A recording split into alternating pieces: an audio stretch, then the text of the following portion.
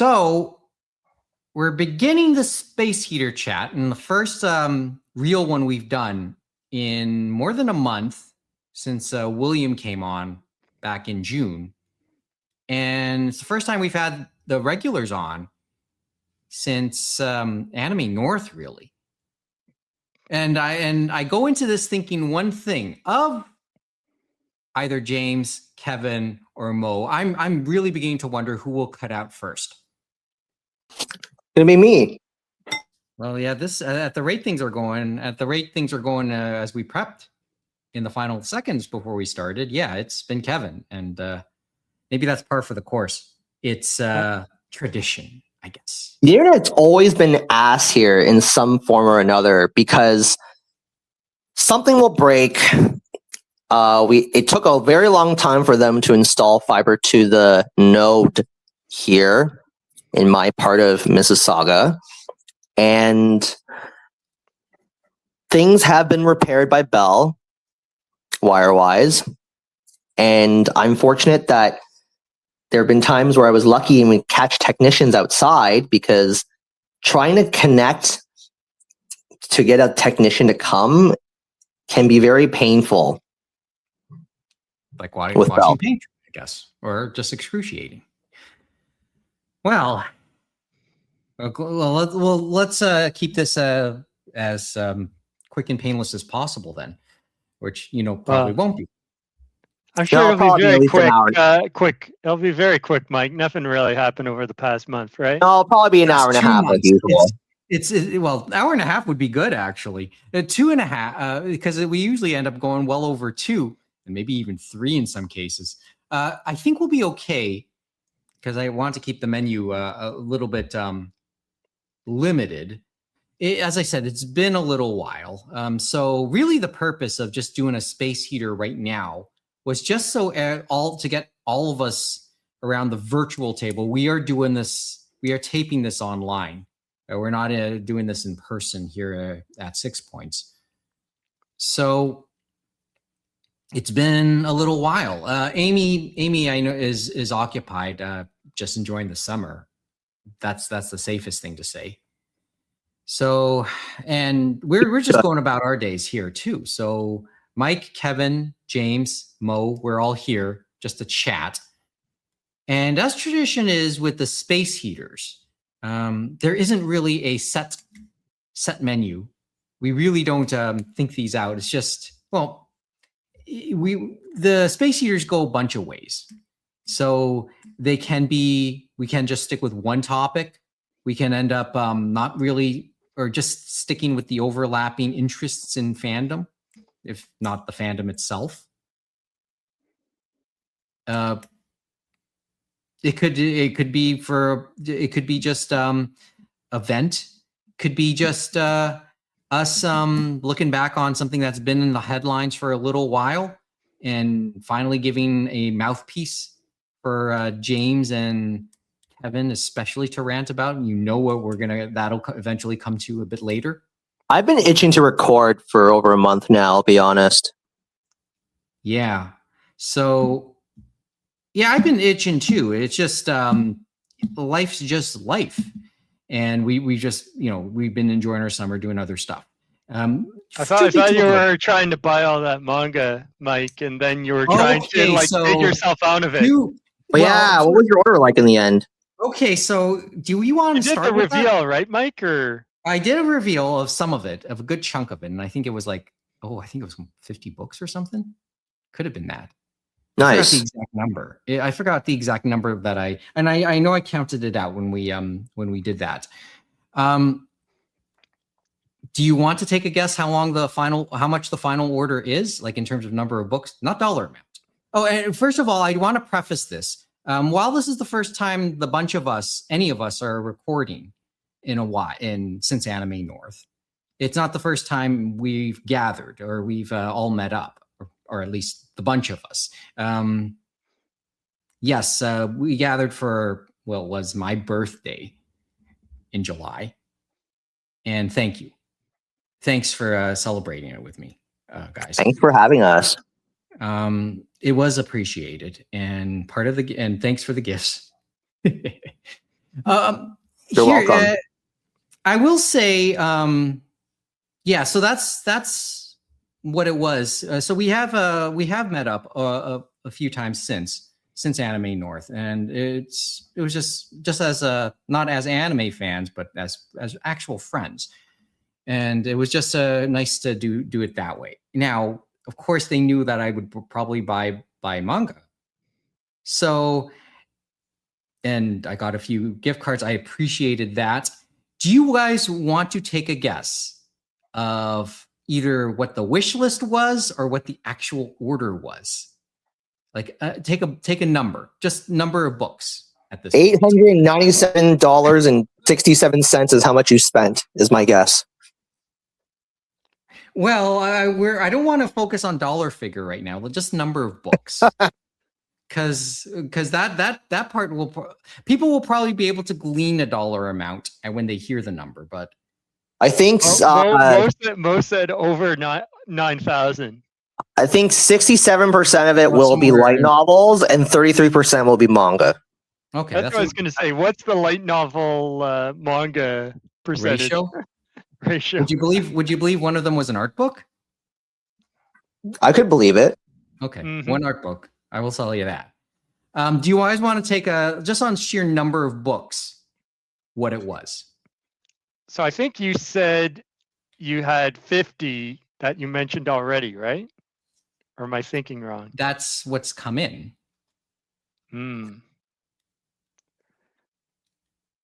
So how about 75 for random cool. Number? Kevin, Mo, do you want to take a guess? So you have 27 books remaining to be delivered to you. I'm trying to do the math here. You could be right. Mo? I mean, I was going to say maybe 100. Okay. Is it triple digits? Are we in the triple digits? It didn't get there only because I forgot one title. How's that? 99? Wow. No. Wow. One series. The number is 86, and that's after paring it down. Did you buy any volumes of 86? No, I didn't. That's the funny part, isn't it? And I know that came off of Crunchyroll on that topic. We're going to go there later, but on the topic of things manga and light novel by Press. Sorry?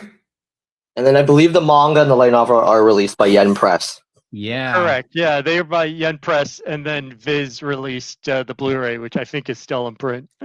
So really? I thought that was animation. Nope. Some of the Crunchyroll stuff made its way, remember, to Viz for random series. So they randomly released 86 for Blu-ray. Viz did. Yeah, I remember just like they did. Yeah. Anyway, so that's the number. Would you like to fathom what the wish list initially was? I did it had to be pared down pretty badly. So let's not go there. Let's not. Huh? There's so many long ass titles for those light novels. I can't expect to remember all of them. Well, there's a lot of yeah. Anyway, the wish list was much longer. I had to pare that down, and it's still, I still have to read them. The real question is how many of these books were actually in stock? Were they all in stock? Well, these are. And the reason why I'm asking, it'd be interesting to see, as we had talked about before, how they split them up. Because as you said, sometimes they come from different places. I'm sure the mailman got lighter. Happily, unlike last year, none of the books were badly damaged. I mean, there are the odd, puffed corners and markings on the covers, but nothing that would have gotten me upset. You're lucky. I've gotten a couple of ripped covers, actually. Which I still actually need to replace. Yeah, and for what it's worth, Indigo's customer service is always sympathetic, I guess. I guess they now know their market. It just takes a long ass time for them to, if you actually do the ship method back, it takes, well, at least from my experience, it takes quite a while. So I go to the store. I know I'm going to sound like a bad customer, when I say this is what I often do is I will just rebuy the book and just return the damaged copy. Okay. What I end up doing It's faster is that way. okay, that's fine. What I ended up doing last year when that situation happened was I actually did call customer service. We talked and we did talk, and they sent me like of the stuff that was damaged. Yeah, they sent me new copies, and with the promise, and I had to make the promise that I would return the other copies to a store, which I did, and it turned out fine. Not so really not much else to really add on that story. As I said, the deliveries do continue. I will tell you that much. Also, actually trust you to return it. Like, sorry? they trust you return. So they sent you replacements for free, and then they just expected you to return the other ones in like good faith. Yep. Like their CS has always been relatively good. I can't say anything too bad about it, aside from them randomly canceling copies because, truth be told, two books from the order were actually canceled because they said they were too damaged to be sent. So they couldn't find it. I've had that happen before. They couldn't find a copy. Yeah. Well, I mean, and then we'll just see if they come in. Sorry, Kevin. What'd you say? Oh no, I never liked them doing that. And they actually, I remember like if something takes too long to come out. Yeah, they will cancel it. Yeah, that's happened. Yeah, and you know, I love you, Ed. I don't think Ed will ever listen to this. I love you, Ed, but who listens to this really? Yeah, but there are times where, and I know this is often out of his control, but there are times when certain Denpa titles just take quite a while to come out, and then I've had my pre-orders canceled as a result from Indigo. And that's why I try to wait for closer to the release for Denpa ones, because I know a lot of them, it's like, oh, it got delayed again. But remember, they're an indie type studio right there, Kevin. So some of those ones, they kind of roll with the punches. Yeah, like the setup of Denpa is a somewhat unique circumstance that I really don't feel at liberty to discuss publicly. Let's leave it at that. Yeah. So there's anyway, as I said, as more books come in, what package was the biggest there, Mike? Since you said you had around 99 books, and they split them up. What is the biggest package the UPS or one of the delivery guys had to give you in a box? You know what? 10 or 20? It's interesting. And I actually do have the itemized versions, and I didn't realize, but you have to look through the Indigo website to find out exactly how things were shipped to you, right? And what was they changed all their stuff, and because they changed the website, and I can tell you, but I have to look it up. I would have to look it up to know for sure. And I do have one final story, just a rather humorous story, and concerning one of the books. Okay. Was it a Faku release? Huh? No, it wasn't that. It was not Faku. Oh, well, that was a good time to buy Faku, to be honest. Probably. I guess. Well, no, maybe it is. I just admitted it wouldn't be my thing. That's all. It just isn't. Yeah, that's true. I actually don't think you read a lot of spicy stuff anymore. So far, maybe I prefer maybe it's moving pictures. Anyway, I was gonna say, Kevin, I guess the other good time to buy is Anime North. Yeah, because that's the only time the beguiling is willing to give you no tax if you're paying cash. Yeah. Apparently, according to this, one box contained roughly 48 books.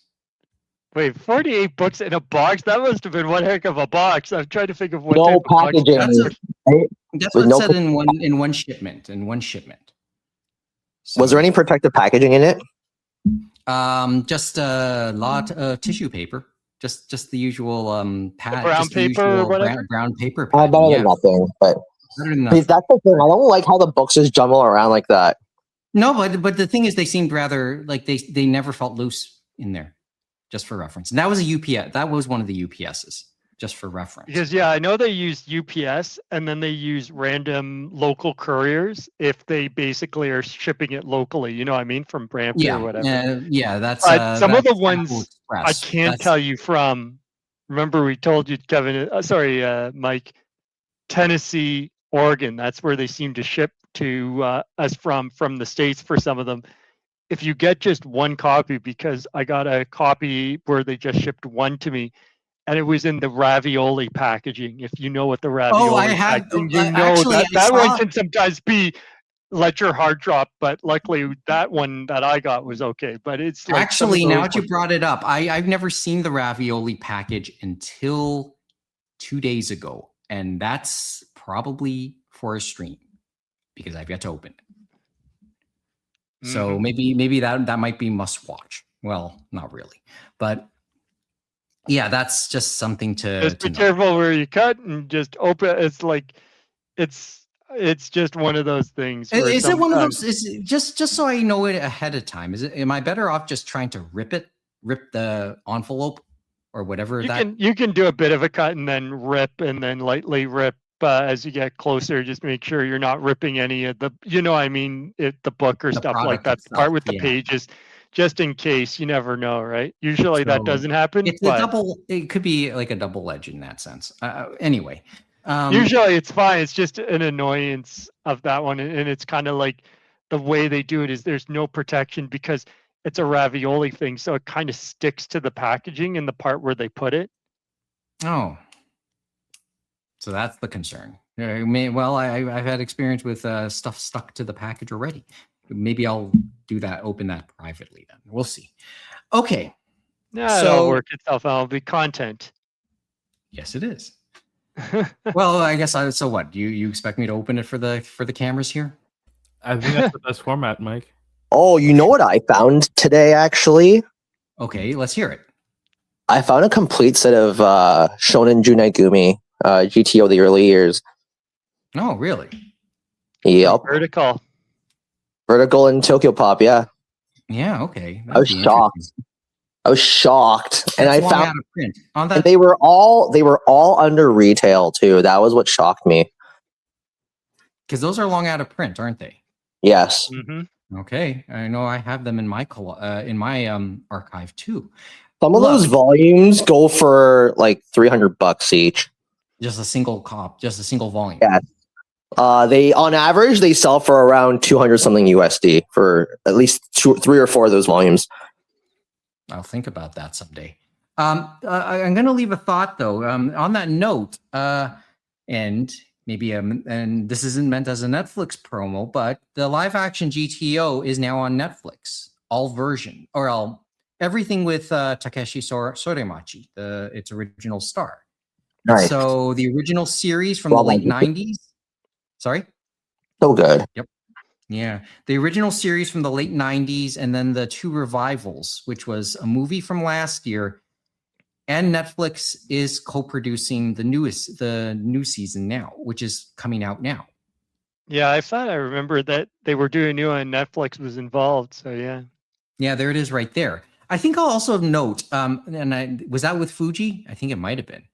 But I also note is the original 3 seasons of Midnight Diner were taken off. Were set to be taken off of Netflix at the end of this month, at the end of July, and I presume that's already happened. Although that's been taken on and off for a couple of times in the last number of years. So there's a presumption. A lot of people are hoping that eventually the first 3 seasons of Midnight Diner will reappear. Netflix did co-produce the last 2 seasons, which were dubbed Tokyo Stories. So just things to note, at least for just off or on topic a little bit. But maybe as a follow-up to some of the discussions we have about the relationship between Fuji TV and or Fuji Television and Netflix these days. But and maybe something that'll always that's kind of worth paying attention to as time goes, especially since to younger fandom probably there's a part of me like the fandom here in Toronto, and this is maybe kind of going back to the 30+ year history of anime fandom when during the club days. Some things that they dabbled in the late 90s, a lot of the Toronto clubs wanted to dabble in during screenings and showings in the late 90s or up to the mid-aughts. Sometimes aside from the anime fan subs, they showed fan subs of live action Japanese shows. So Anime Extreme, the popular store, started off as a club. The popular store here in Toronto started off as a club. I know they were able to get their hands on a copy of Long Vacation as a fan sub years ago. And they really the heads of Anime Extreme were really big on that show. So they really pushed that hard as part of their showings back then in the late 90s. And that was one of the highest rated Japanese dramas at the time. I mean, Kimura was a big name back then too, even before the Judgment series. He's always been a big name, right? Just from his K-pop days. So there's that. I could be now confusing people by saying all that, but nonetheless. And then you know this one, James, probably in the mid-aughts at some point they Yama showed Densha Otoko, right? Mm-hmm. They showed that. So, and it wasn't lost on even some broadcast television. So you would have Omni Television, which is Rogers based now, which is now owned by Rogers. Well, it was always owned by Rogers, but back in its when it was called CFM, it was just called CFMT, just referred to by its call letters. They showed a couple Japanese movies, albeit raw, and they showed some Japanese dramas, albeit raw. Now, some of the names I forget, but one that did stick out at the time was in the 90s and early aughts. They would show Asian movies on Saturday nights, mainly Hong Kong ones, right? Mainly Hong Kong movies. But then there was a time they would show Japanese movies too. Nana, the live action version of Nana was on that schedule for a time. Or was shown on CFMT, albeit raw. So, and it was interesting because in between those in the 90s, in between those Hong Kong movies, they would do a 1-hour Hong Kong entertainment news show, which was a local thing, and that was hosted by some young Cantonese personalities in Toronto. I'm not sure they were necessarily celebrities in any form, but one little story I have, and I forgot her name. She was a student at York University at the time, and I was in one of her classes. And we had a nice. I remember having some nice conversations about Asian pop culture with her. The problem is, to this day, I forgot her name. Tomboyish looking. I just remember her being having short hair. Maybe a bit tomboyish, but she was really cool to talk to at the time. So my appreciation for Asian pop culture kind of just was always there, just kept going with these type of conversations. And, you know, these are the type of conversations I love sharing here, right? Anyway, that's a bad diversion and tangent there. So just something, as I said, just something to chew on for a little bit. Okay, do we want to get to the heart of what we really want to talk about today? Are we talking about how it came home, Mike? Is that what we're talking about? Well, that's been done for about more than almost the better Yeah, part it was France, England. There were lots of goals. England won it. Okay, It was the most goals a goal game ever had. You know. So many oh goals. yeah, that was a banger. That was it was the best World Cup performance by England since 66 since they won it all. Can I ask this then, and then maybe we can get back, and then just to get back on track, because I don't want to like the World Cup talk. One, that's not the parameter, that's not the usual MO of this show, but it's a space heater chat. So, like I said, there is an overlapping thing. There is some overlapping. What's the word? Fandoms sometimes, right? I will tell you that. Can I? And I guess my digress comes on this saying this. At work, where I work, I have a lot of South Korean and Japanese colleagues, right? And we had the games on at work, and some of the days there during Japan and Korea matches were hilarious. I have to tell you that, right? I remember one evening I went to go hang out with in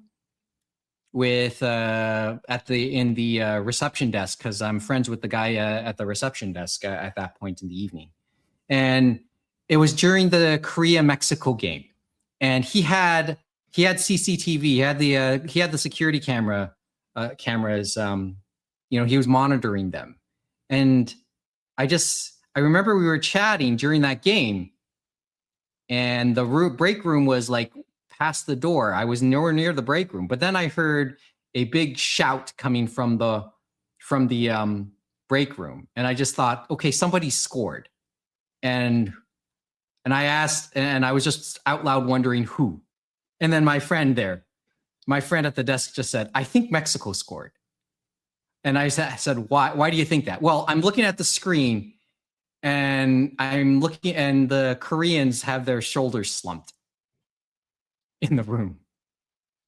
He apparently he had looked on the cameras, and that's what he saw in the break room. It looked like he just noted a lot of the disappointed body language on some of the Korean workers. I thought that was hilarious. In the defense of the Korean team for that particular game, they were playing in Mexico. I feel like I was going to say they're playing in Azteca, and basically Mexico was there the whole time, so they actually could prepare for that climate, unlike other teams. For example, England. England must have been trudging through just to win that one game in Azteca. Yeah. So there's that. The hand of God and then some. And I was also there the day Japan got eliminated by Brazil, and a few of the Japanese staff were a bit emotional at that moment too. So it was amusing to watch. So this leads me to my question, a yes or no, after watching the World Cup. Yes. And after watching the performance. And you probably already answered it, Mo. I'm going to pre-guess yes. And I think, Kevin, are you a yes or a no? Before I ask this question? Yeah, of course. No. I'll be the contrarian and go no. And then James, you're yes? Yes. Can I go maybe, and then we split it all up? There we go. And here's the question. After Canada's performance at the World Cup, and knowing what a lot of their issues were, does Canada need to establish a blue lock program? Double yes, triple yes, quadruple yes. Absolutely. Because because of one of the big issues that they had was just finishing. Their striking was not their final third. Their striking was just not good. They can right? come or I guess you could. They could create chances. They just could not slot them. Right. They weren't that was the big thing, and you you gotta hit your shots, right? And that was their problem. And trust me, I know in the U.S. they loved to go on the American commentators, Fox Fox, everybody there, they love to go on Christian Pulisic, right? After the here in Canada, after Canada got eliminated on TSN, there Kevin Kilban. I'm trying to remember the studio commentators at TSN Kevin Kilban, Atiba Hutchinson, And I forgot the last one, but I know they riled on Jonathan David for like 5 minutes too. Right? Saying he is not the striker for the future. So, by the way, the whole just looking back, also, boy, we've gone on the World Cup too long now. But I know they also criticized Christian Pulisic for playing, and it was revealed later he was playing injured, and I think even had a hairline fracture in his leg somewhere. It also makes you wonder about about how Alphonso Davies was handled, since he only played about 15 minutes in one game during the entire World Cup. But remember what happened with Davies and Bayern Munich, because remember the clubs loaned them out, and remember Bayern Munich had tough words for Canada and stuff like that the last time he got injured. Yeah, it could be the political sway. Mo, what did you want to say on that one? I was going to say literally what James just said about the political sway. Yeah, it could have been that, because who's Pulisic with these days? Oh, wasn't he in Portugal, or am I thinking wrong? I know he was with Fulham. Hmm. I think he was with Fulham last I checked. I don't even know who's his club these days, right? Mm-hmm. I'll have to look. He's still playing in Europe, I think. Yeah, he's presently okay. He's with AC Milan these days, right?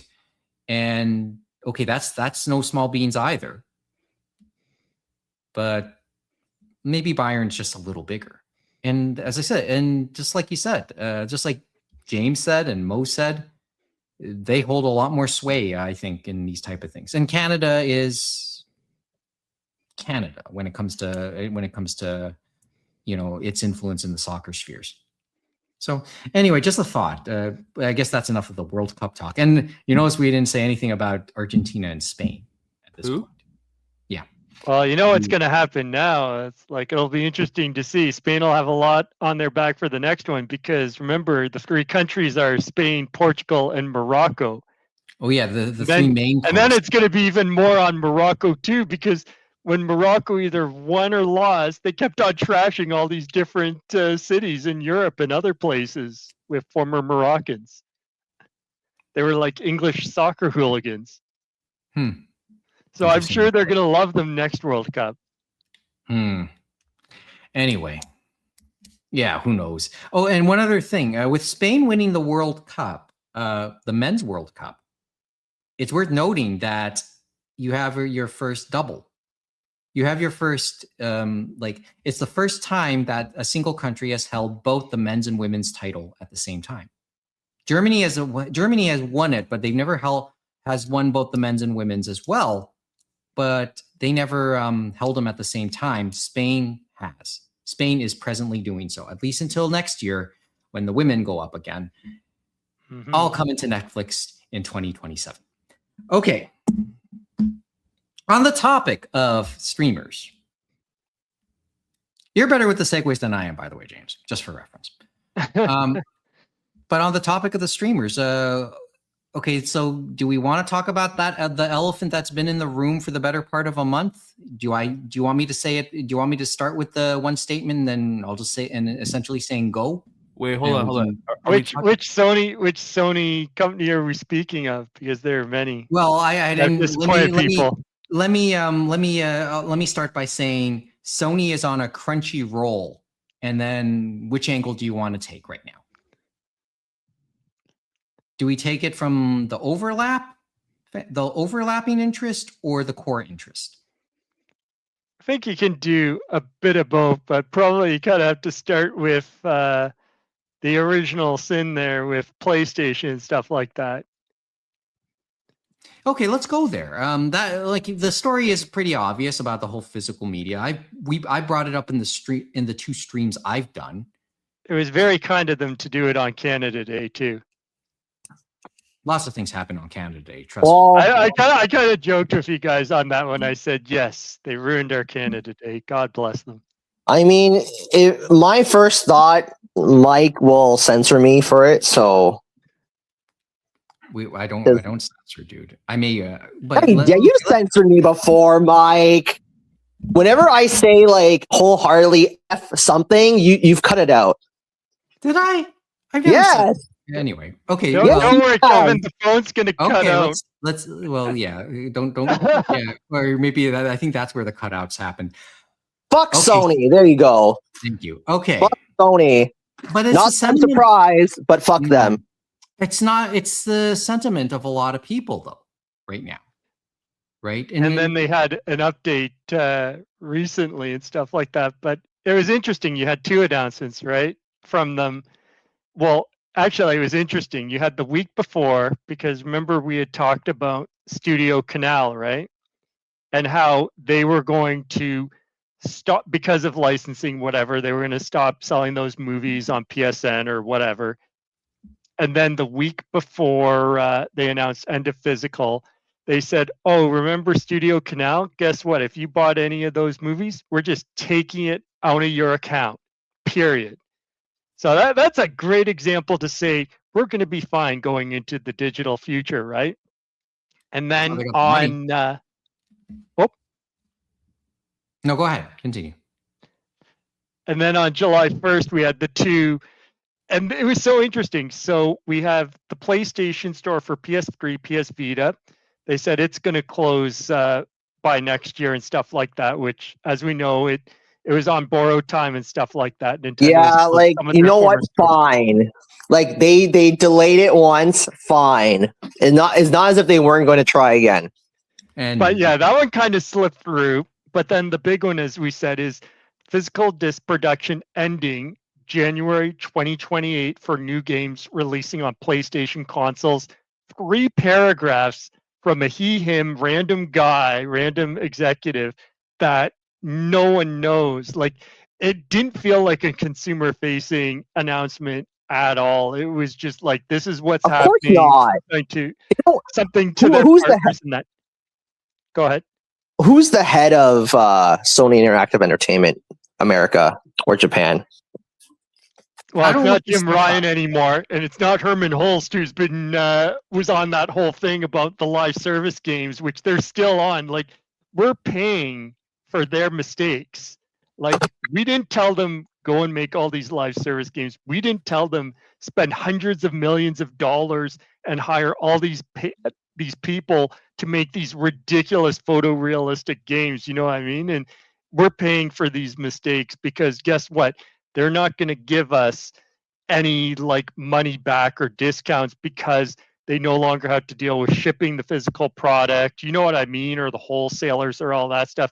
We're paying the full freight, I think, going into this digital future. They're going to take more of that profit. And it'll be interesting because on that front too, they already have lawsuits in the US, UK, and other places on this. And guess what?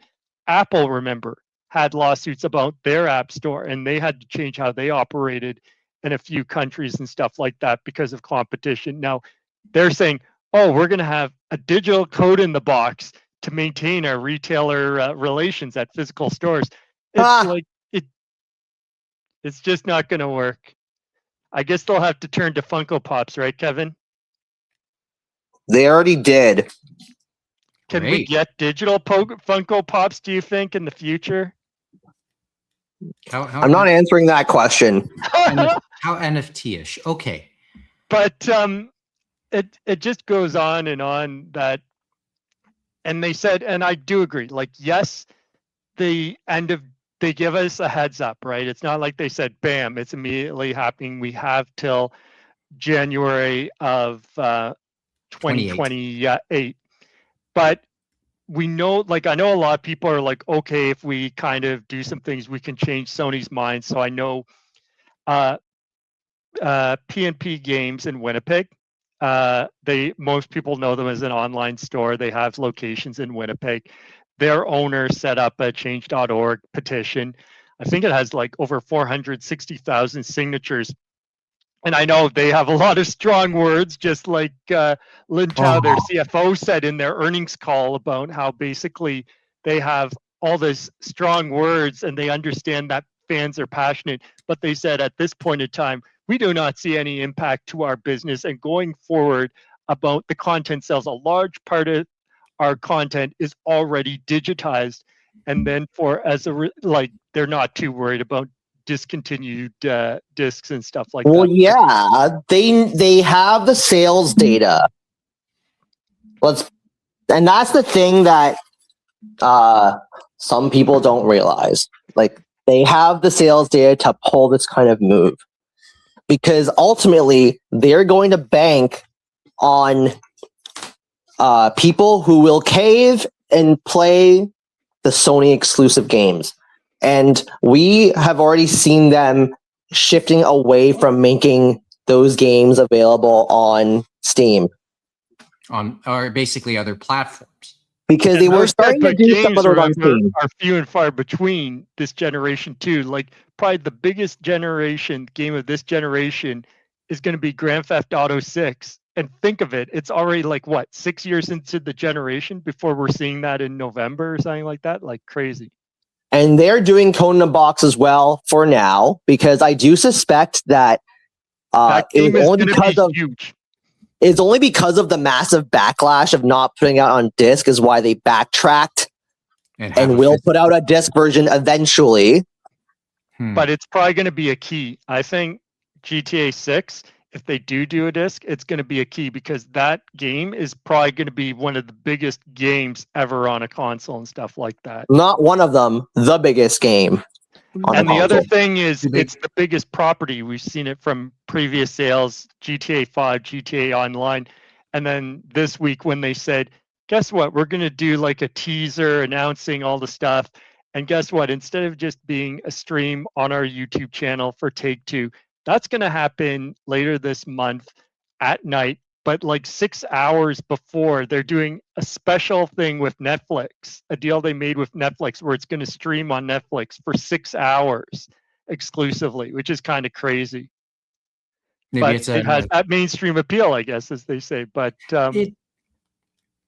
arguably, the- yeah. I mean, but at the the thing very is, with least, the it's great. physical, it's like a lot of people are hopeful, and I know others are saying that they talk to the small mom and pops. They're still going to continue on. They'll still have discs to sell. People will still be buying and selling PlayStation console games and things like that. It's just for the future. But it looks like they have dug in their heels. They're not going to change based on what they said at their investor call. Like that was the first time this week at the Q1 earnings, Lin Tao, their CFO, even mentioned or answered to the investors, not the consumers, about what's happening.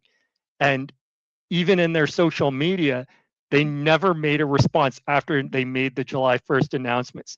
They went on like business as usual. And even on social media, Twitter and all that stuff, you know how smaller companies, right? The bigger companies do it too. But for some smaller indies, like some of their big marketing budgets, like, you know what, we're just going to pay Xbox or we're going to play Sony, right? To like promote our game on their socials, on the blog, you know, I mean, put something in the console and stuff like that. And guess what? Some of those people are unhappy because what's happening in the comments, for example, for their Twitter post and stuff like that for their game, it's like, make it physical. Let's like, you know what I mean? Like they're getting brigaded and stuff like that, not about their game, but basically about what Sony did and stuff like that. So they're hearing a lot and they're still not changing their mind. The other thing is where did they make the discs? Well, guess what? It's not in they used to make Blu-rays, right? But they sold that to someone else for the regular Blu-rays in North America. And that was for movies and stuff like that. But for the actual PlayStation disc, it was in Austria. And that plant in Austria, they're retooling the plant in Austria and they're, you know what I mean? Redoing what's going on there. So that tells us like that's a big undertaking that they're not going to change course for that plant that was doing most of the PlayStation 5, you know what I mean? The discs and producing them and stuff like that. And the other fact is, all those limited run companies like limited run stuff like that, it's not like they're going to be able to immediately say, I'm going to make a Blu-ray disc of my own to then, you know what I mean, put into a PlayStation 5 and stuff like that. It's not going to be as simple as that. Maybe later on down the line, that could be a thing if people keep their consoles, because remember, once it's gone, like the PlayStation 6 and all that stuff, they're probably not, maybe they might give us an add-on for a disk drive, I don't think they will. I think they're going to go full in. They're not going to do it. Because I was hopeful that they would have an add-on just for the PlayStation 6 before they made this announcement, because that's what they did for PlayStation 5 Pro and for the newer PlayStation 5 and the model. Slims, essentially. Yeah. And it hurts us on the anime side too, because remember what Sony had since the PlayStation 2, the Trojan horse, that people were like, DVD oh, player. I'm getting a video game system, but guess what? I'm getting a DVD player. I'm And it getting was a the DVD cheapest Blu-ray DVD player. for this one. It was the HD cheapest DVD Blu-ray. player in the market at the time. Mm-hmm. It was, and yeah, it was. It probably And so you mainstreamed can't do that anymore, right? About getting your physical media, other physical media to play and stuff like that going forward. And given what happened with the Studio Canal situation, it's like trying to get that digitally on that ecosystem is like, I don't know. And remember, it's not like PC. Sony and Xbox and Nintendo, they're all closed gardens. You know what I mean? They're their own ecosystem. It's not like PC where you can go to different marketplaces or different things like that. That's why they're probably doing the thing with Code in the Box with retailers. Yeah, But because otherwise there's an antitrust violation. Well, And that's there's what your people are monopoly- already there's your trying monopoly. to sue them They're- on, just like Apple and that. They're trying to that's part of the uproar. If they can't make an offer to the retailers, then it just becomes a monopoly, and that's where people want to try and get them. Unfortunately, the uproar is not big enough for them to change their minds immediately. It needed to have been so bad. Yeah, it had to have been so immediate and so bad that, like how they were going to cut out the PS3 and Vita stores the first time around, it needed to be swift enough and quickly enough that they would have backtracked. It's not big enough. It's not loud enough. Not right now. And the other thing is never how will. it's not like the Xbox One originally, where everyone was at E3. Basically, Sony took that moment and said, they effed up. We're going to play on that and stuff like that to steal some of their market share and stuff like that and say, this is how we share a PlayStation 3 game and stuff like that on PlayStation and stuff like that, just to put the knife in them, even though they were going down the same route.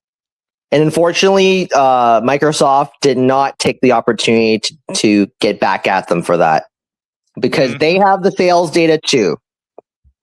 Mm-hmm. But I know if I remember correctly, they are trying to make, like, they say they're still going to do discs. That's what they say for now.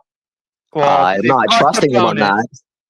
They've talked about digitizing discs, so we'll have to see when that comes out, because that's a rumor that they said they're going to announce within the next few months for Microsoft, is they are going to have a plan to digitize people's discs, but we'll have to see how that works and stuff like that. But on that note, Sony, I don't think that's going to happen and stuff like that. I'll come back. Let me come back to Sony. I do want to say something for Xbox at the moment.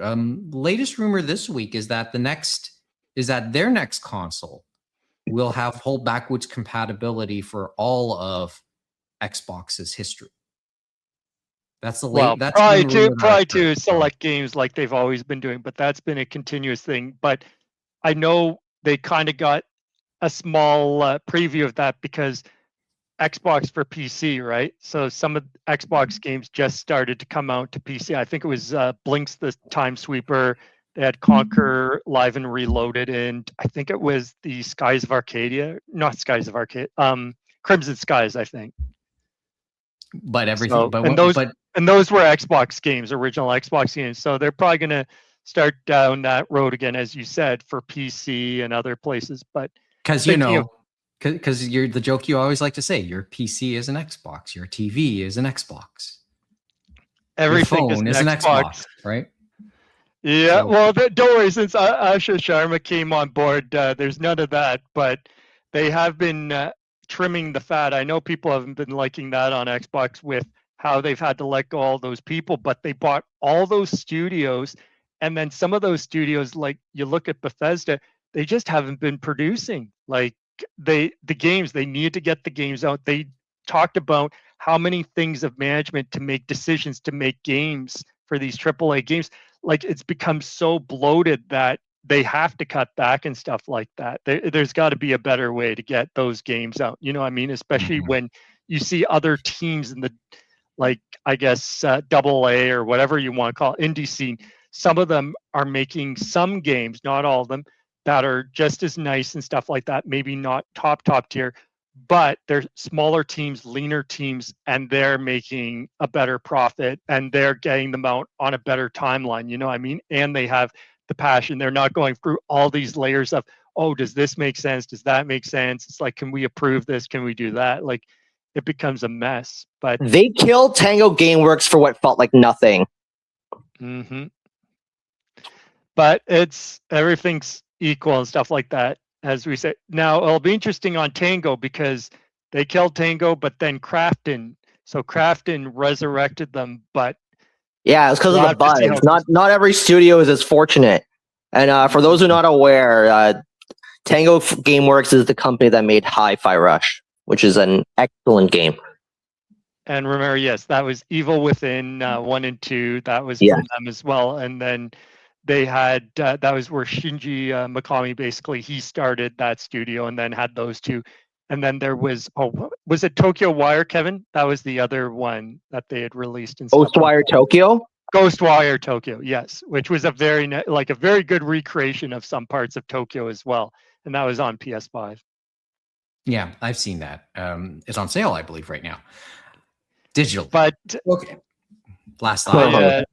Thought, and then can I introduce some other thoughts and concepts afterwards? But it's interesting, as we said, that there is a lot of anger at Sony on that end, and probably going forward onto the anime end. But on the tie to their other part, Crunchyroll. So, yeah. Wait. I didn't want to go there just yet. But Kevin, well, we can go. We will go there soon. But Kevin, ironically enough, when I bought the PlayStation 5 during Black Friday, and thank God I did, because it's fucking $820 buying it new now. You know what's and Switch is going up a bit in a month or something, and no, it already went. No, Nintendo went up this month too. Switch 2, and the Switch is going up $50 or $60 next month. But I bought it for $480, which was the sale. I think that was the lowest it's ever been, like nationally, like officially / nationally. Canadian. I bought it more for the 4K capability rather than to play video games. I'll be honest. Funny how things become full circle, and I think, like, I'm fairly confident that this will be the last Sony console that I'll buy brand new. Probably for a lot of people. A lot of people don't. That was my thought as well, because if we don't have the ability to play, like, you know, I mean, if we're getting discs for anime movies and that, we don't have that functionality. We don't have the functionality to keep or resell or even have an idea of ownership for the bigger games, you know what I mean? And it's all locked to that one ecosystem. And we know, remember you said how expensive it was, right, Kevin? So the next consoles, as we said, for PlayStation 6 and Xbox and that, they're probably going to be well over $1,000. They're going to have payment plans. They're going to tell you to mortgage your house and everything else so that you can pay for this console. And it's just going to be like, no. Okay. And then the question is, what game are you going to have day one to make you even want to buy it, right? Because it's taken them so long to make games, right? There is no game I want day one anymore. Given how video games are made nowadays, chances are there will be a patch. Therefore, I have no incentive to buy anything day one anymore. The only things I used to buy day one were the Pokemon games. And I did actually buy Left 4 Dead 2 for PC day one, because I bootlegged Left 4 Dead 1. So I thought, you know what? I really enjoy Left 4 Dead 1. I will pay full price for Left 4 Dead 2. And 600 plus hours later, it was worth it at full price for me. But like, I have no incentive to ever buy anything day one. Like, most things go on sale eventually. most things. Some Nintendo will hold out for mainline Pokemon games and Smash I was Brothers gonna most say of the some time. smaller publishers and stuff like that, you may want to get it because Yeah. they may have limited print runs. They may not go on sale. But yes, the big boys, you probably should wait. The weird one I'll tell you, Kevin, that struck me is Resident Evil Requiem. Yes, I did get it day one. I enjoyed it. I still got what I paid for. But that game was so hard to find, supposedly, on day one in Canada, in the US, in Europe. It was crazy. And it'll be funny because I know what the last physical Resident Evil game I'm going to get next year is. What? Code Veronica. Or Oh as yeah, they're they're calling it, doing Resident that. Evil Veronica. There you And go. I will say, what was my thought? It basically, as a wise person on the internet wrote one time, I had it ready and then I lost it. Oh, there it is. If buying isn't owning, piracy isn't stealing. I get that. Yes, I we've remember heard that That's a comment line that's been said posted on some of ad the nauseum. responses. I'll do. Ad nauseum. And but- on the rare time I buy digital, it is because a physical version does not exist. So that's why all my Picross games on the Switch and Switch 2 are digital, because they never put those up physically anymore. And you know what? If I'm going to buy digital games, I'm just going to buy them on Steam. And I'm sure sometimes when you're buying digital, you're buying like me, right? Indie games and stuff like that. And then it's like, okay, which platform do I feel comfortable buying it on? What's the tech specs and that? And then, as we said, if we're doing Steam or PC, is it DRM free and stuff like that? And that's another worry of them going digital. Are those DRM companies that are on PC going to try to come over to the consoles and that? Because some of the digital rights management on PC has ticked off people because it's shown to actually affect performance of some of the video games and stuff like that for the negative. And God forbid if I ever... Oh, sorry, I'll let you finish.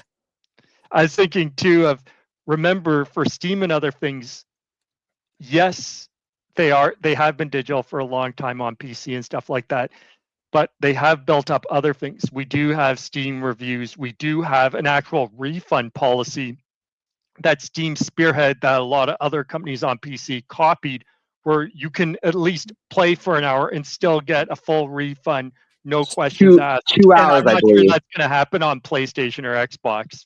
I believe it's 2 hours or like X amount of days. And you know what I mean? Yeah, it's relatively generous, I would feel, on the PC side. Yeah, God forbid if I ever play a live service game, I'm playing that on PC, even if a physical version exists, because I'm not paying to play games on the internet. Fuck that shit. And you can mod on PC. You can obviously say, they're saving games that have died on PC. But as we saw, you don't want to be Concord or heaven forbid, we'll see how Marathon does. But some of them, it's like once they're gone, they're gone. And it's like, they got to start listening to some of the players at some point. And that's one of the only times I'll ever buy something digitally, even if a physical exists, because, I refuse to pay to play online. And honestly, why wouldn't I just buy a PC at that point? Because then I can do other stuff with it. As we said, everything's going up because of the crisis in memory and everything else, right? So building a PC now is not as cheap as it used to be. It is the worst time to build or purchase a PC in history. Yeah. It is the worst time. But thinking of it, as of now, thinking of it this way for Sony, But can I? Yeah, I know it's a messy situation. I was gonna, but tie in there. I was gonna tie into my last point there, Mike, go ahead, where James, I was gonna say I'll leave a thought. They basically want to monetize what they have left, and some of that ties into these subscriptions and stuff like that. They have left. I can tell you, I'm not gonna probably go it'll have to be some heck of an offer even after launch of PS6 to get a lot of us back. But the other thing is, a lot of us now, I think I already renewed, but I think I'm going to drop my subscription for PSN and stuff like that. I was at the lowest subscription. They're now like at what, $120 per year for that. And then you have the other two tiers like above, and they're trying to say, oh, you should go up to this for our drip feed of classic games and stuff like that you probably already have. Like, and it's kind of, we're seeing that, and probably when we get to Crunchyroll and stuff like that, because they have their tiers as well. I'm at the lowest tier there, and guess what? I need to be at a higher tier at some point because they're just locking things away behind those two, right? Oh yeah. Oh yeah, it's because Sony. It's like, well, what do you mean what they have left? It's like they own a bunch of stuff, as you know, James. Like they own Sony, they own anime. Well, it feels that way at least. They don't technically own anime, but yeah, it sure feels that way. They certainly own the funnels as it relates to overseas. Yeah, it's basically Toho versus Sony at this point. Yeah, let's get it on then. Because Toho has been made great strides into like owning stuff as well, and we've talked about this before because they own G Kids. They bought Anime Limited. Correct. So yeah, it was G Kids first, and then Anime Limited, and both of those kind of worked together because they had done things both about celebrating anime in the theaters, and how they distribute and stuff like that. So Anyway, all right, let's about Sony again, but with anime.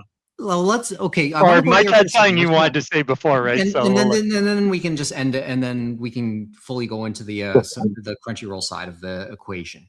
Two things, and we talk about so what can be done about this whole thing, and two places that people forgot about or maybe didn't really think about, but they've reared their head in the past in relation to these type of brave changes. Remember when the EU forced all electronic hardware makers to move away from whatever proprietary plugs they use, whether it's Lightning or micro USB to USB-C as universal. Yeah, Sony's always been shitty with that. So thank you, EU. Well, we see that's nice, but the more recent one is, remember, we've been talking about right to repair, and one of them is batteries. Remember, Mike? Mm-hmm. Batteries in the EU.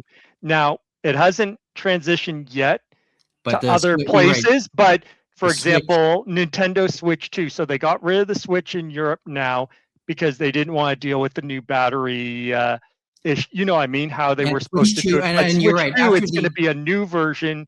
And it'll have supposedly the customer should be able to access the battery to replace it. Yeah, but if you actually look at how they did it for Europe, you're going to need some know-how to replace that battery, because yes, they changed it, but it's not like the PSP or the Wii U gamepad or some of our other older portable systems like the 3DS or DS, and that where you could take a Phillips screwdriver, unscrew the back of a panel, and just take on a battery and put in a new one. You know what I mean?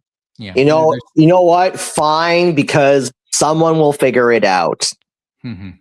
They have an instruction manual on Nintendo of Europe on how to do it. I read it. It was interesting. Yeah, I think where I was on the EU in relation to this story was there seems to be an unwillingness to try and force Sony, or at least demand Sony do something about this, or demand Sony a backtrack, because they felt because I think part of the reason was there should be a right to wind down certain services, right?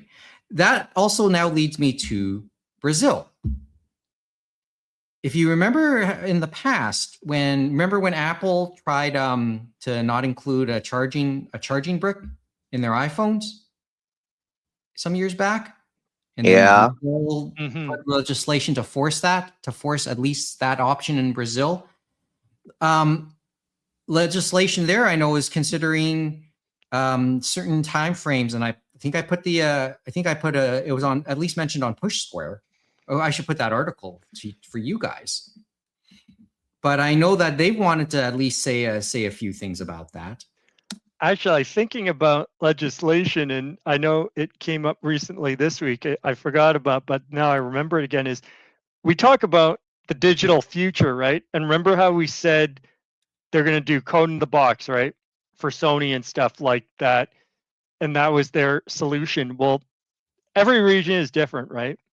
And we found out about Japan because of some of their legislation, because they were trying to protect people from scams and stuff like that. So they had a limit of a certain number of days for, I guess, certain things. And then somehow code in the box would fall into it. So they were talking about Grand Theft Auto 6 when it releases in November in Japan for that region.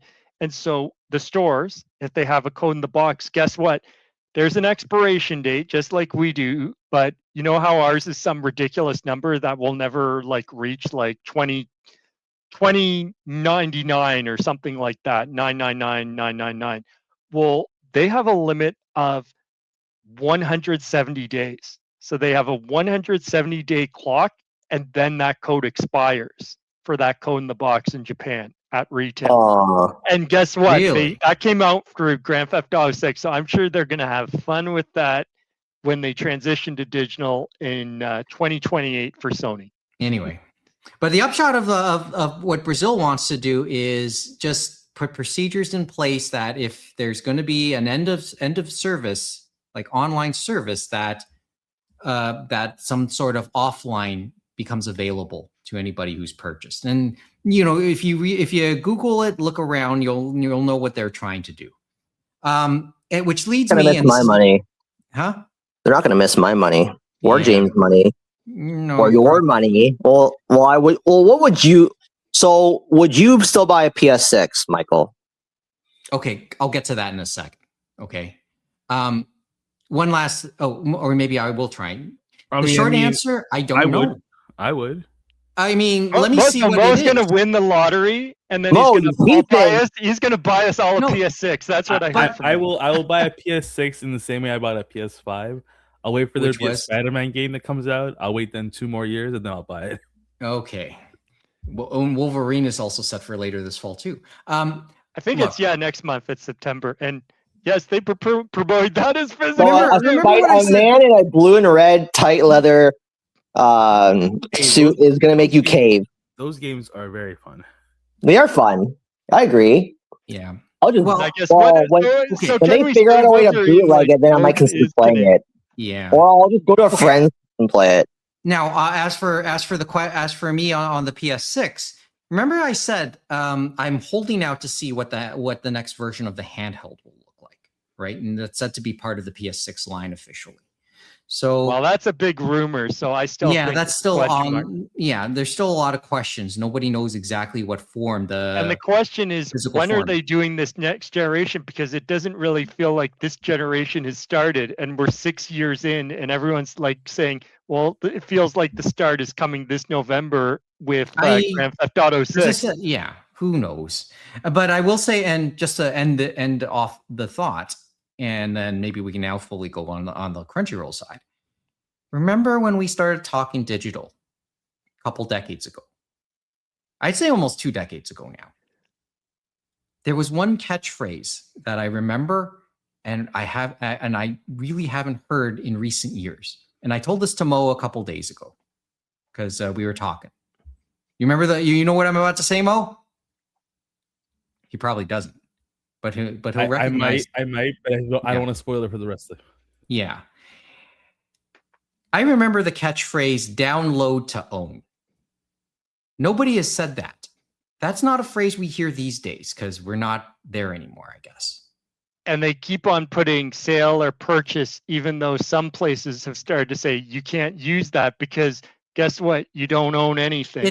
All we're doing is a license that they can do whatever they want. I guess where I am is like, it's all disappointing because like the way everything has evolved over the, I guess, 2 decades, I guess, that we've talked about the concept is companies like Sony, like Amazon, in their terms of service, leave themselves out to pull the rug out from under you. And they have, whether it's a Kindle, whether it's on PlayStation. That's the part that's sort of, and that's my own feelings. So my line was always on, my feelings on the whole topic was on the preservation side. And actually, that was what I had told you before, right? Like, and it's another thing of if we go all digital and stuff like that, it's like you're there. It's like, can I go to another store, another or country, another to way, get another the same means, game or right? stuff like that? Which I think they're going to say no, you can't do that. Yeah, and that's the problem. And we've also talked about. Remember, I told you for the Switch how there were some games that, for example, we're in Canada, and obviously a lot of them will release games for Canada and the States, and they make sure they're on both stores. But some of the smaller publishers or the smaller people forget that Canada and the US are not the same place. They are different eShops. They are different, you know what I mean, PlayStation stores, whatever. And so you'll see something released in the States, but then you go to look in the Canadian side, it's like, oh, it's not there. I've seen that happen with M2. I love their games, you know, I mean, for M2, that they go back to old games and stuff like that, recreate them with that M2 style and emulation and package. And so the Tiger Heli package they did for that shoot 'em up package, that it did get released in the States when they released it to the stateside, but not in Canada digitally. And so for us in Canada, you could, I guess, go on to the eShop in the States. But some of us are like, no, we waited for limited run to release the physical edition, and we got it that way. And that's how a lot of people got, was the physical edition. Now, funny enough, just I think a month or two ago, it finally showed up on the Canadian eShop, probably because enough people were bitching at them. But there are things like that. There are other ones I've seen. There was another one, Unholy Heights, that we released right at the beginning of the life cycle of the Switch. It came to the American eShop, has not shown up at all on the Canadian side. It's few and far between, but it does happen. The other problem is, and we talked about with credit card companies and with the consoles, where it's like we have ratings boards. We have games that are rated M for mature, meaning they're for 17 plus, they're for adults.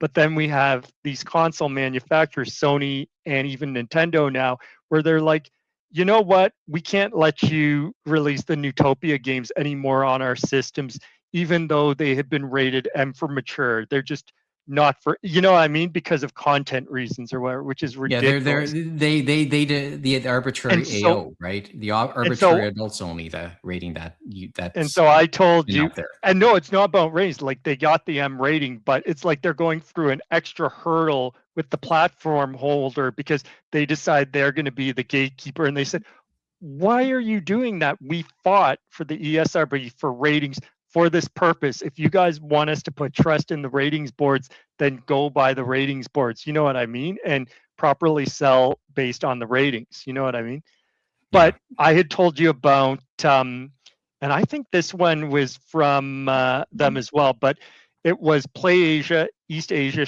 Soft, Dead End Request Code Z. It just came out in the last few weeks. It's an import from Asia.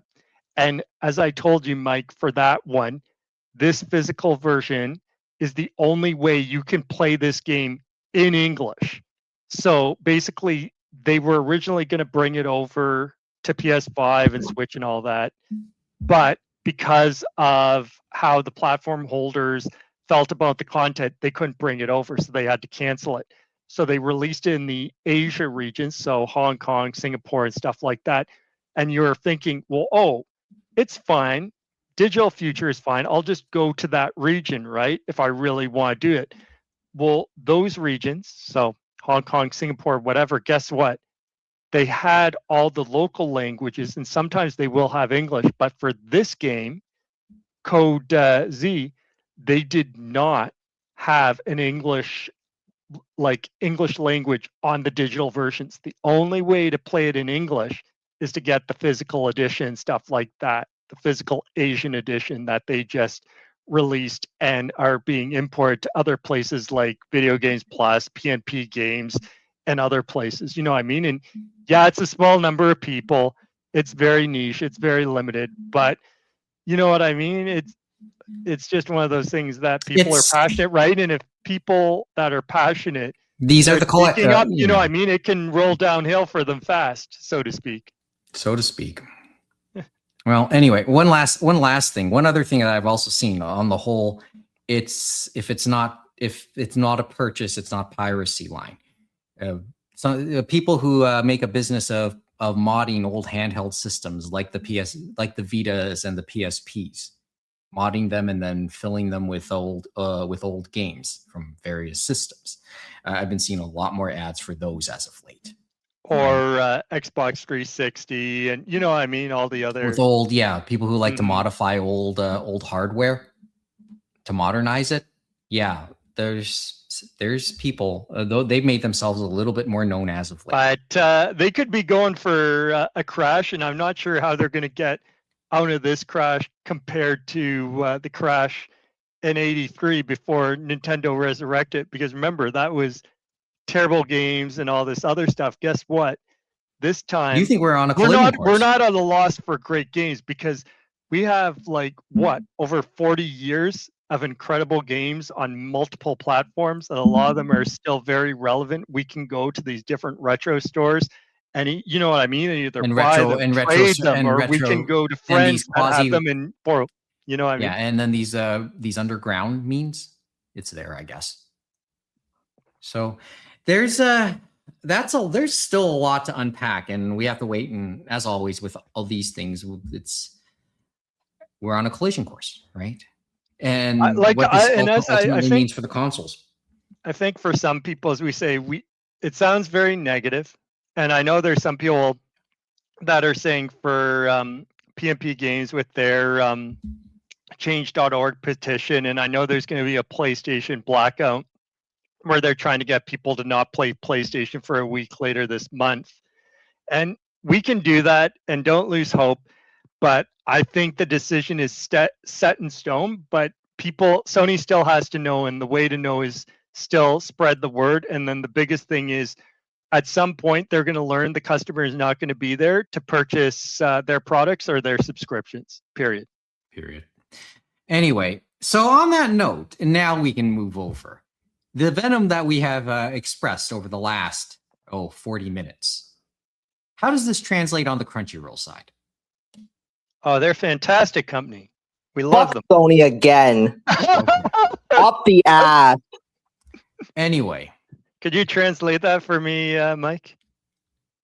Well, where do you want to go, right? There's the stuff that's happened on the Crunchyroll side, I guess, are a little bit more subtle. So they're killing rights. So they're killing. They've already shat on the corpse of right stuff, and they're just digging the knife deeper into not only the corpse but our hearts.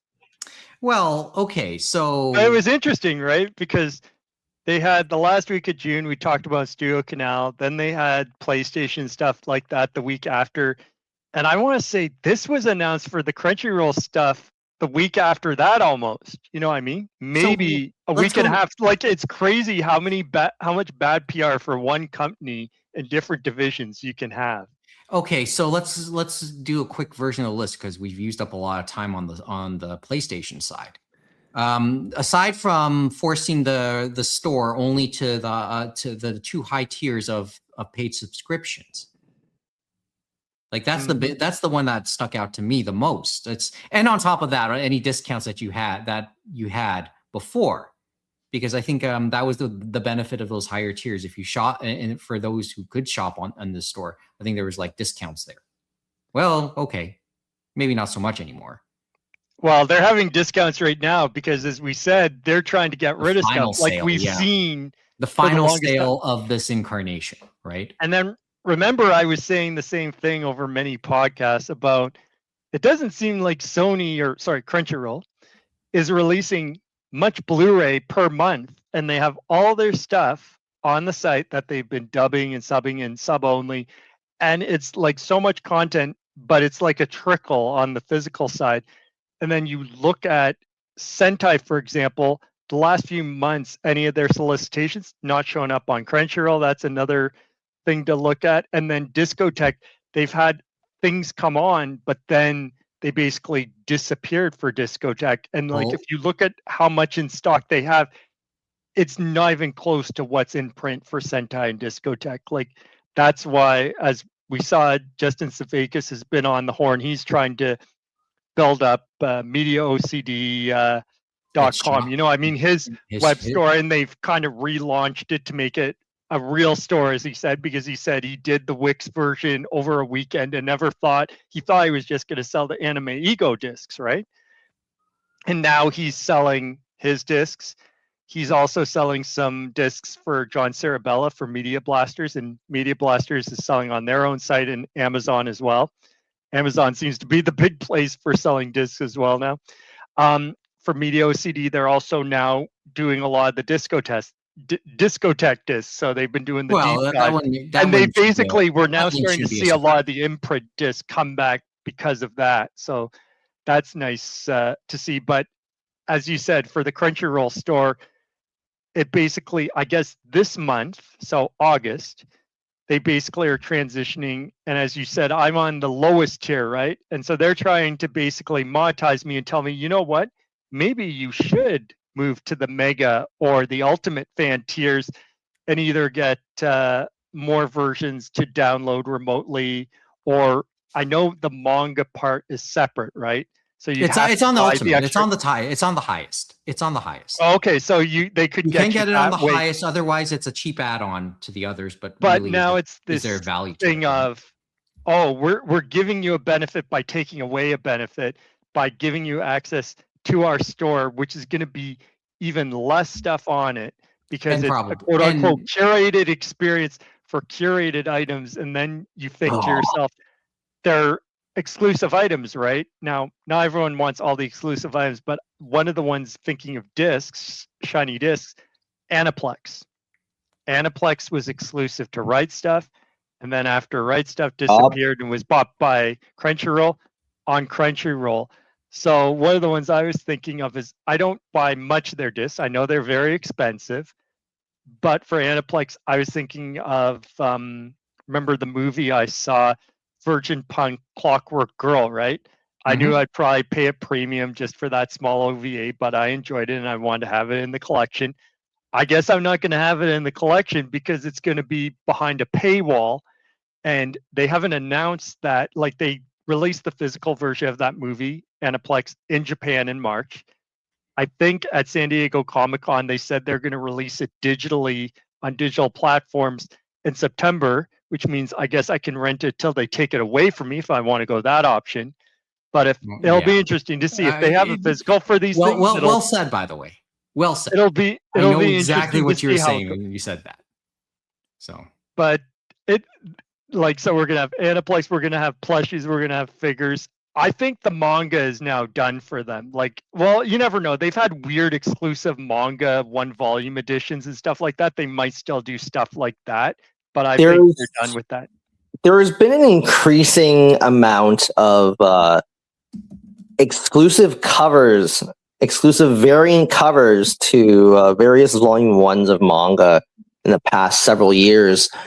And I briefly talked to Mark from Yen Press about this at Anime North this year. And the basic gist is that a retailer has to be willing to buy a specific number of books in order to have the option of doing a variant cover exclusive to their store. So obviously, it's likely going to be bigger retailers that can do that. And this is strictly speaking for Yen Press, of course.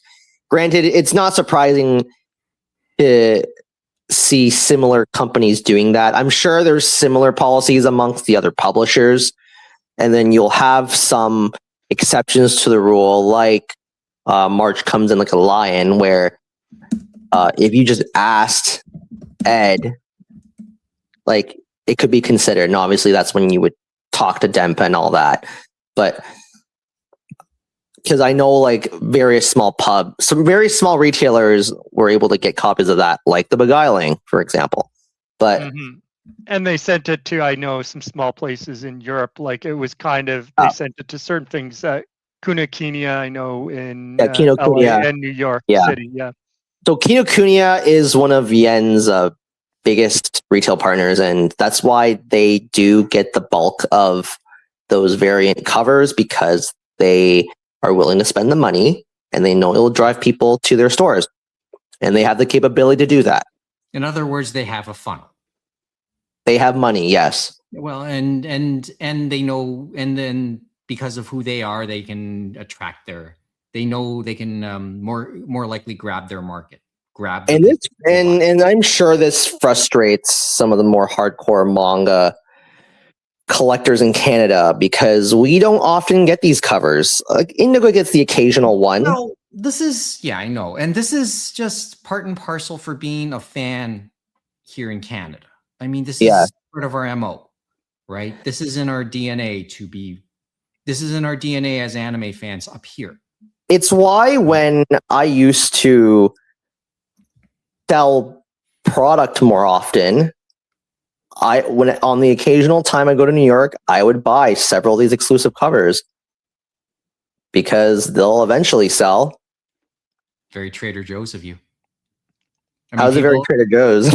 Well, no, because you had me thinking about, people are these days have been making business of buying up Trader Joe's tote bags. Oh yeah. Yeah. I thought they were doing the tote bags of Canadian Tire now. Oh well, that seems to be the latest thing in the last month or so, I guess. I mean, yeah, if you really want an authentic one, then yes, because that's what you had me thinking when you said that. You can obviously get a facsimile of a Trader Joe's bag if you look hard enough, but I digress. Mm-hmm. But that's what you had me thinking. But as I said, this is just what it is about being an anime fan, and this is before we get to the things like Discotheque in Canada, which is always an ongoing thing for whenever they do presentations, right? I'm sure. Yeah, they got it again at the presentation at Otakon, the online part. I saw a few. What about Canada? What about Canada? Maple Leaf, right? Selby doesn't care about us enough. That's just the long and short of it. Well, a lot of people small don't really care business about Canada. Mentality that they say it's here. It's like your choice. It's like you either go to Amazon.com and stuff like that, and they're a lot better if you go through Amazon.com to then get it up to Canada, because they're going to do your shipping and your basically taxes, all that stuff there. And usually if it's in stock, they'll get it to you relatively quickly, but it's expensive that way. And it's still expensive if you go the other way, which is Media OCD. And MediaOCD.com, yes, you're supporting Selby and Justin on that. And basically it is more expensive that way as well. So there's no cheap option. But at least you get a full cover out of it. That's not, and I don't say that in jest. Like, you do at least get something else for it. Well, for the one for Media OCD, you get the exclusive slipcover for the Anime Ego releases and stuff like that. And guess what? For Media OCD, I have ordered from them for some Discotheque tiles and for Anime Ego tiles and that. And it comes through Alabama, then through Chicago, then to get to us here in Ontario. But they've been packaged really well. They're well protected. And it's like, you know who you're dealing with if something does occur. You can email Media OCD, and it's usually Caleb or Justin or someone or Steven will probably answer your email and, help you out and stuff like that. So James, I need in on these orders. Sorry? I need in on these orders. Let me know the next time you're going to order something from them.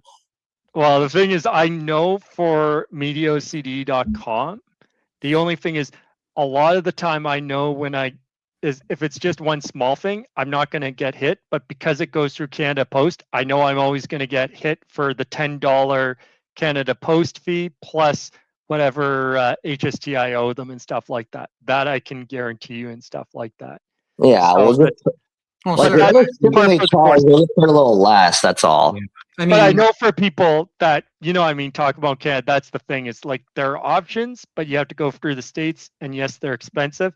The only other thing I could say is for Discotheque is, funny enough, Justin, his distributor that does the Anime Ego stuff, guess what?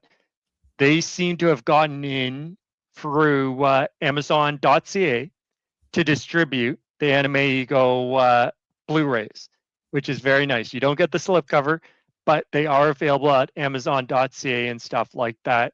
Usually day and date or close to it. The only thing you do have to think is, there's kind of expense because with exchange. So if it's $39.99, right? Yeah. American, for example, they'll do it to the $54.99. So the exchange rate is about what you would expect it to be and stuff like that. So maybe if Justin could help 40%. Selby on that end to get distributed to Amazon that way, Amazon.ca, that's a possibility. The other possibility, and I know John Sarabella only has really done Anime North and Otakuthon in terms of Canadian. in Montreal. Yeah. Now he didn't do Anime North this year, but he is going to do Montreal later this month in August. Bless that man's soul. Yep. So Hey, it's one of the ways you can still buy the occasional hentai release from them too. So You don't have to worry about CBSA stealing your stuff. So he brings that stuff up, or he brings up the Media Blaster stuff, and sometimes he's brought up other people's stuff, whether it be Faku or I actually, funny enough, I bought I don't know why I never bought the Utena Ultimate set that was Blu-ray that Right Stuff released originally. Maybe it was just the price or whatever was happening back then, but I never bought go it. for 3 times that now at the very least. Well, I bought it for $200 from John at an Anime North. Nice. He somehow ended up with this, and it was fully sealed and everything. And he told me $200, and I said, "Sure, let's go." So what year was that? So he does bring other people's stuff. So even though I know Selby and them for Discotheque, they go to all the different conventions, right? I know it'd be tough for them to come up to Canadian conventions. So maybe team up with John, get some product to John Sarabella if he's coming up to Anime North or up to Otakuthon in Montreal, and then maybe get some product up that way. Even though I know people would complain and say, well, all of Canada is not Toronto and Montreal or Ontario and Quebec. Wait, when did you buy that from John? When? What year was that? Sorry, what year did I buy Utena off him? Yeah. I want to say, was it before COVID or after COVID? That's a good question. Oh, wow. Okay, that was some years I believe back. it was still in print at the time then, so that makes more sense. Okay. It might have been before COVID, so it would either be 2019 or 2018. Maybe it was one of those years. I think it was before COVID, so it was maybe 2019, 2018. That makes a lot more sense. It's still Right Stuff. Yeah, that makes a lot more sense. So, okay, so there's... those print prices are disgusting. Oh my God. As I said, really, so as a Canadian, you sometimes say, what's in it for us in terms of Crunchyroll? That's bad. Oh my God. Yeah, it goes anywhere from, when I checked most recent solds for the Utena 20th anniversary Ultra Edition box set, we're looking at anywhere from the lowest, an auction sold for $650 USD. And then another one 200 Canadian doesn't sound that bad now. That's basically retail that you paid for. And then 950. And usually that's what he did, is he always, John, when he comes to the conventions, even the Canadian ones, he gives decent deals even below retail for his stuff, like the Media Blasters and then the kitties. So, but it'd be nice, if you wanted to help out that way, that'd be nice for Discotheque, just to get some stuff up to people that way. And it's also, and I always like to underscore this. Remember who the star of Utena was, both in English and Japanese, because both Rachel Lillis and Tomoko Kawakami are no longer with us, right? Even the DVDs are not that cheap, depending on... I mean, I got the original Central Parks. Oh, wow. You still have those? No, I didn't have the Central Parks. I ended up just getting... Because I think my copy of Volume 1 of that was signed by, and it might have my sister's name on it, because it's actually her copy. It has Chiho Saito and nice. Laura's autograph from when they visited Fan Expo. or Nice. see an anime back then in the late 90s, right? Back when Ikuhara was going to basically every anime convention because he was in the at one point. Yeah, quite a bit. Yeah, I was in New York City, I believe. So that's it. So have we basically summarized all that's going on with Crunchyroll now, or is there something else worth mentioning before we move? So I'm a very disappointed customer. Okay, I'll be honest, haven't bought much in a while from them, but anytime I did, it was because I'd be buying exclusive stuff. And that was something that I kind of forgot about, that, they'll just gatekeep the Aniplex USA stuff even more. That's what I said. Yeah, it actually didn't cross my mind. And from a collector's perspective, it often is worth buying those releases if you like the show enough, because when those go out of print, they get disgustingly bad. Like that, you want that last volume of March Comes In on a Line, get ready to pay $400 to $500. If you want, what was it? You want some of those later copies of the later season of Durarara, get ready to pay like $500 for that one Blu-ray. Bacano's, I think, up there too for the Blu-ray of Bacano. Yeah, Bacano is still quite bad. Read or Die is horrible when it ever actually shows up, because that almost never shows up. I regret selling my ticket for that. That's kind of crazy on Read or Die, because I do have Read or Die I got, and that was the first Aniplex USA release. But you know what's funny about that one? That one was probably their most widely available release, that Read or Die special box set, compared to any one they ever did. Yeah, I think I know I have that sitting around somewhere. Anyway, so there's all that. And we haven't talked about basically, it's a question of, do you want to increase your subscription to, what was it, the Mega or Ultimate Fan, and you don't even get a discount when you order anymore.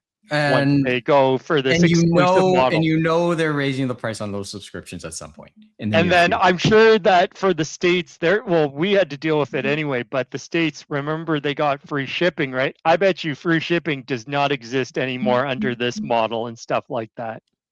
Okay, so nothing's on the table. Okay, last thought, and then maybe that's it for Crunchyroll and Sony. Maybe we can talk about. And if you want to use your gift cards, you gotta use those now. Because on August 14th, the gift cards for the Crunchyroll store disappear. No bueno for anyone. So I'm sure they're gonna love that too. I wonder what Sean thinks about all of this. I know he had an NDA. I would assume he's still under an NDA. He's still under an NDA because Justin Zaveis, I know people have asked, and he says, well, I would love to interview for the anime business Sean Kleckner, but he is still under NDA. Once the NDA passes, we'll see what he can speak about, and maybe he might talk on the anime business to Justin, stuff like that. But even after the NDA passes, he has to watch what he says about Sony and Crunchyroll, because in some of those agreements, you can't be very disparaging, right? Mm-hmm. To the company that, you know what I mean? Because if you affect them, they could turn around and there's a what is it? A defamation clause? Defamation, libel. Yeah. Yeah. Anyway. So it's not quite defamation, but it's kind of like bad mouthing. You know what I mean? Say it's like, but you have to be careful of how you word things. But I'm sure he is not too happy about that. And we also knew the store was coming to end. Remember, he still owned the building. Remember, we talked about that. That was what I was going to bring up. And he's trying to sell the warehouse. Yep. He still owns the warehouse. Yeah. Yep. And so he's trying to sell that. And then they said how long they have the lease time. I think it's till 2029 or something like that for Sony and stuff like that. So I bet that's them. As we said, they were scaling back. They're scaling back even more, so that it's probably going to be all run out of either Texas or in California, whichever spot they want to run it out of. So yeah, it's going to be an end of an era. And then all the people that Sean had there, basically all of them, I think, were gone. So it's a skeleton crew probably basically there, because remember, they had let go and restructured a lot of their e-commerce like department for Crunchyroll, and that's what Right Stuff was under. And basically, Sean Clare, he built like he was small business, and yeah, it's bigger than small business by the time he sold it, but he basically still ran it like a small business and like a customer focused and fan focused business, where it's like,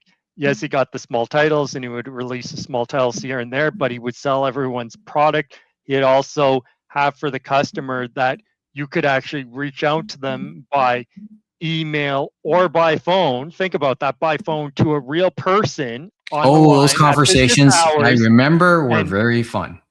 Now, after COVID, like, as we said, people are people, right? And I felt bad for them after COVID, because think about it, they had some emails where they said, we've never dealt with people like this before. You have to like have some courtesy with these people. And that's the only thing that was sad to see. But once they got bought out by Crunchyroll, they stayed there for a bit. But once Sean left, once Christine, his right hand, left and stuff like that, they kind of just, all the customer support gone and stuff like that. Remember, once they moved to the Crunchyroll store from Right Stuff, so they got rid of the name and that got rid of the customer support.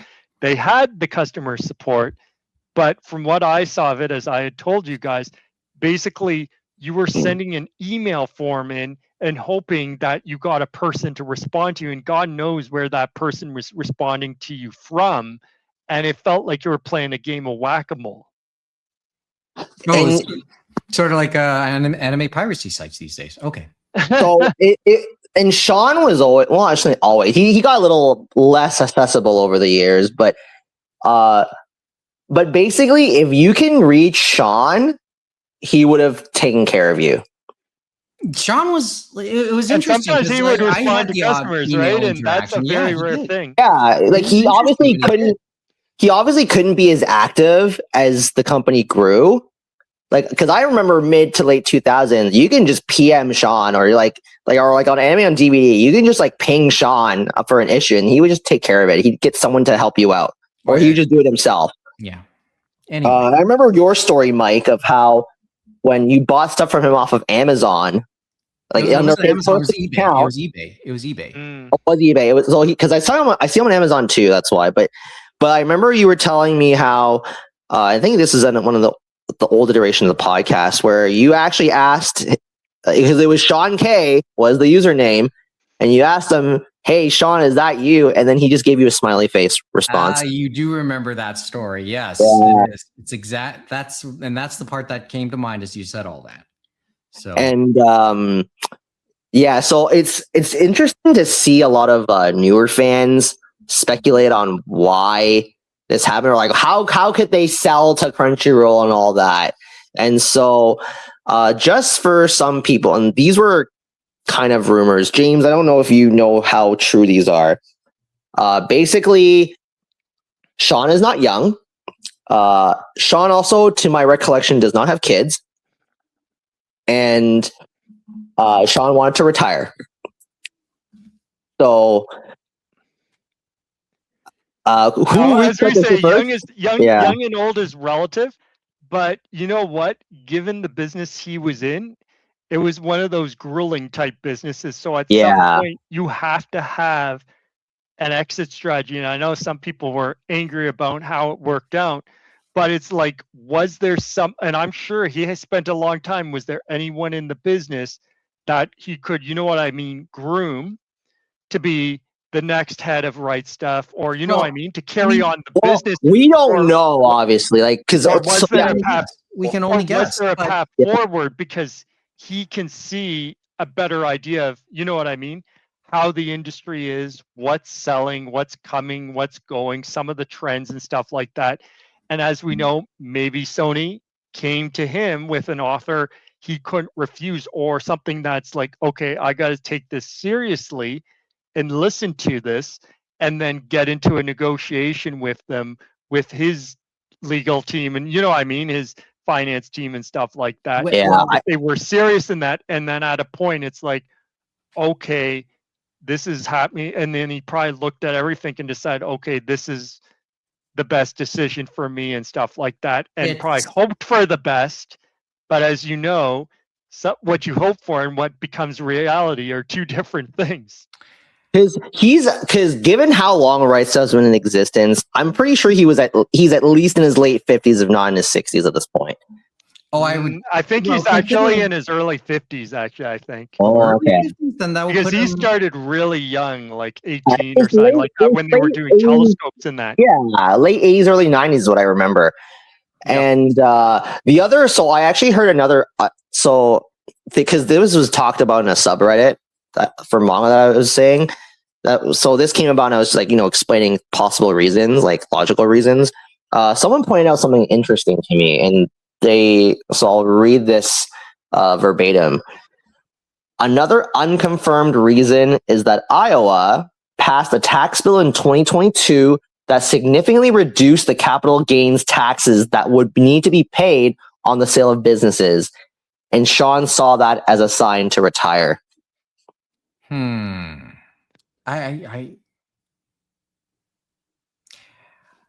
Maybe that's. But as we say, there are a lot of things. Like if you look at how the business was structured, as we said, Right Stuff sold to Sony and stuff like that, to Crunchyroll. But remember, he kept the building, and people were asking, well, why not sell the building as well? Or why did he have the building in a separate, you know what I mean, company and stuff like that? And yeah, it's tax reasons and all that stuff. But in regards to what you just said, Kevin, that's a nice thing to have. And I'm sure some people that were advising have said, well, this is a good thing for you if you know what I mean, sell now and stuff like that. But that isn't the whole picture, I don't think. You know what I mean? Yeah, and we may never know. Spoken like somebody who's in the know, who at least has an understanding of the concepts, James. Or if anyone ever talks about it, it's going to be behind closed doors. Well, like a lot of these things, right? Yeah. But you have, and some things is you might not know as the business owner till the people advising you tell you maybe that's down the pike, and they might say, oh, if you're doing all this stuff, here's what we know about like the future risk, or you know what I mean, all the different things and stuff like that. And remember, he had put in his life going in, it's like getting all the sales, building all those contacts, building the library of manga, of DVDs, Blu-rays, merchandise, so on and so forth, building that warehouse. Because remember, so I think Christine, his right hand, stuff like that, was originally from outside, obviously, the company, but she had interacted with Sean because she helped him get that building they have and stuff like that. Because originally that building was a big risk for him to buy in the 2000s, in the aughts and stuff like that, when he bought it. Because you know what I mean? He didn't have all the merchandise. It wasn't as big, right? So it could have been a risk if he wasn't able to grow that business and stuff like that. But he was able to and continue on. And he was able to fill that, obviously, with his team for obviously the support and all the other things. And he was obviously giving them a lot of benefits. We heard that, yes, he did give his team benefits. He also had some nice fringe benefits. They had a theater in Right Stuff for them, you know what I mean, to watch the product and stuff like that. That's cool. So there's more things. John always seemed like a good boss from the outside. But yeah, it's probably nice that he got all that money. And yes, he did set up his own foundation, the Sean Kleckner Foundation. So I think he's probably putting some of that money to charitable use. You know what I mean? Mm-hmm. And his profile will even say that at least on Twitter, that he may consider consulting if you pay him. Sure. But hope he's enjoying the way life is for him now. Well, it's kind of funny when you say that, Kevin, because Kyle Gunn, remember, one of the founders of Crunchyroll and stuff like that. Yes. Funny that Justin had him on the anime business recently, but he did it. Anybiz, that's one of his new things, and that's kind of, I did see that, yeah, quote unquote, bringing people together online, like the licensors, the Japan part, and then the part from outside Japan, and say, okay, this is what they have available. This is who you would go to. And it's kind of like a dating app for them to get an A date idea now. of, do they want to, That's you know what I an mean, interesting make an metaphor. agreement for a license for maybe Oh yeah. maybe they're a cereal company and they want to put Goku on the box of cereal. How do you do that, right? It's something like that. So it's not Okay, just so it's not getting just Blu-ray rights or manga rights. it's branding. It's That IP too. onto just regular products, right? Because remember, anime since the COVID and that has grown, right? So it's not just our bubble that is going after other people from outside what we knew as the anime community may say, hey, I want to go and try and get this, but they're going to do something that we're not expecting, like putting it on a cereal box, putting it on a thing of Campbell's soup. And Remember like when that. we talked 2-3 years ago about merchandise? Mm-hmm. Yeah. As we It's said, over yes, that. Pokemon has done that for decades now, but it's kind of like beyond that, right? Since certain properties have grown more popular. And stuff Well, like I that. think my belief on that was it's always existed in Japan, but only, I guess, with Pokemon did we start to understand what it was like outside of it, or what the us as people who live in the West and outside of Japan fully understanding the concept, or starting to really understand it, and then two, seeing it actually work here. Well, and it helps that you now have like famous athletes and celebrities expressing their love for Pokemon or for anime now. Like Michael B. like Jordan. like Michael B. Jordan. I was the one who I was trying to think of, and like Megan Thee Stallion. Mm-hmm. Oh, and maybe even The Weeknd. There was pictures of him with Yoko Kanno recently, I believe. Oh, that's lucky son of a bitch. So anyway, but it'll be interesting to see how this goes. How many people want to go up the chain for the subscription, because it's similar, as we said, to PlayStation on that. And I was looking at one number that stood out and I forgot about. So Crunchyroll had reported. Maybe we should go and we'll end the Crunchyroll talk on this, because I want to go to the local stuff before we go. They had crossed 21 million paid subscribers globally in May. So think about that, 21 million globally. And now they're putting their store behind a paywall. And how much of that 21 million is the mega and the ultimate tier? So they're trying to get people to go up the chain and stuff like that. They're trying to upsell those areas that are not India or other places where they're still growing, right? Like we're a mature market. They're trying to get us to pay more and stuff like that and see who's going to bite. Well, fortunately for myself, I'm not going to bite, because even with the Aniplex releases, those are few and far between. Like, it'd have to be something incredible. Yeah, they need to sell a lot of exclusive, good exclusive stuff. What's in it? But for once again, I'll underscore this. What's in it for a Canadian? Right? And it's funny because I haven't ordered from them, like Kevin said, since last year at some point, because it was some sort of sale, just like you probably did, Kevin. And it's funny. So I didn't, to be honest. I always forgot to. When we ordered from Canada, I'm not sure if it changed this year or anything like that. But yes, we got charged for shipping. But you know what they did, Kevin? They left it like Right Stuff when they did the free shipping and the shipping to Canada and stuff like that. So they did it through FedEx still. And we never ever paid any taxes, because I'm guessing they assumed we paid the taxes. So I always wondered, something's going to drop. Someone's going to talk to Sony or Crunchyroll and say, what's happening here? Because it used to be we got dinged. So for those who aren't aware, back in the day, we would get dinged more often than not. But once that whole FedEx agreement came, we'd pay the taxes up front. But because of that thing, we never got dinged COD or customs. So you're telling me, James, that at some point they went back to that in a way. You'd pay for the shipping, but then you didn't pay tax, and then it actually would still slip through without paying it after the fact at the door? Yeah, because remember, it was still FedEx, so they probably put it through FedEx like they did for Right Stuff, right? So they're seeing it the same as they did before. So they're probably assuming that, okay, everything was done like it was done before. So assuming that they had collected the task and remitted it, right? And so that didn't happen, right? So I have to wonder if someone's going to come knocking on their door at some point and stuff like that, even though it's been a small amount of time for Crunchyroll and stuff like that. You know what I mean? They just closed off the store, didn't they? I don't know. They just close off the store? I remember they said August, but I don't think they gave a hard date.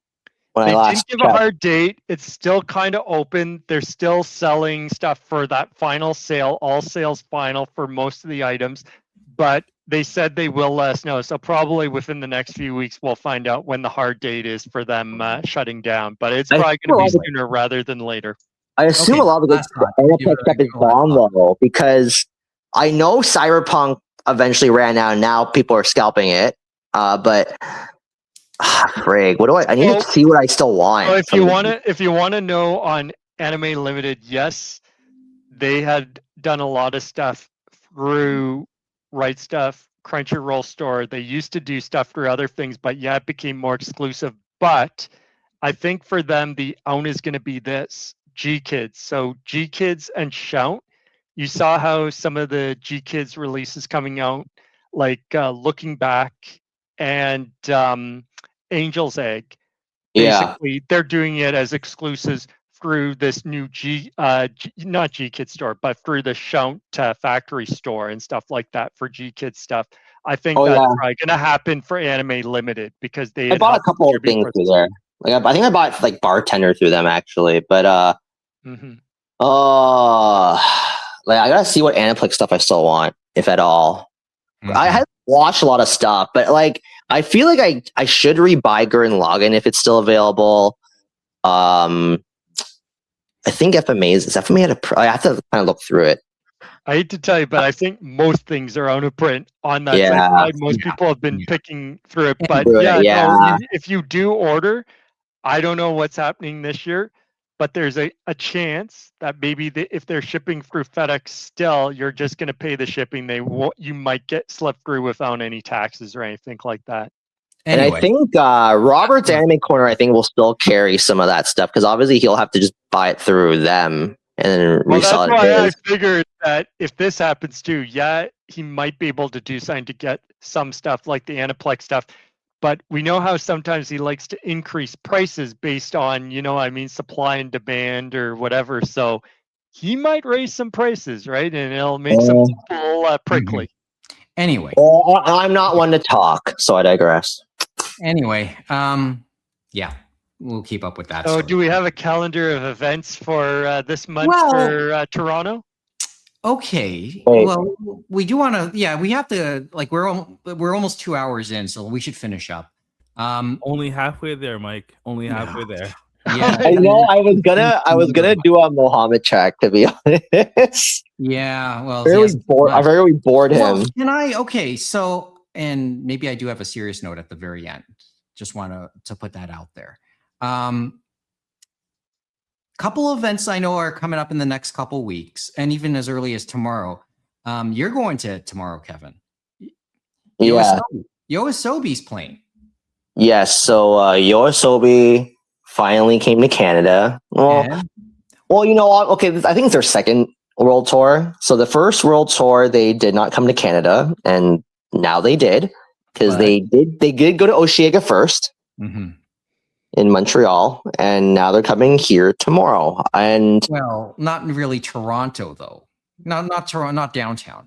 They're coming to the Greater Toronto and Hamilton area tomorrow. They're gonna go they're gonna be playing at TD Coliseum, which is the Coliseum. Well, technically today, because of the we're at 1 a.m. We've been going for too long here. This is also the same venue where Miku Fest happened earlier, like a couple months ago. Yeah, that was a fun show. You went to that? Yeah, I went to that too. Okay, so a thought. Since you've seen the Coliseum itself, then how is it after the renovations? Because they extensively renovated that place over the last couple of years. It had been years since I went there for a concert. I think the last one I went to was Blackpink pre-pandemic. That's the only one I remember going to. So I can't speak to the quality. It was fine. I know we renoed it to suit Poppers better because they're not getting an NHL team at this point. No, but they're getting an AHL team this fall, and the Toronto Rock still play. They're the major lacrosse team. I thought they had an AHL team already. No, that was they did before. That was the Bulldogs, and then that. I was thinking the Bulldogs.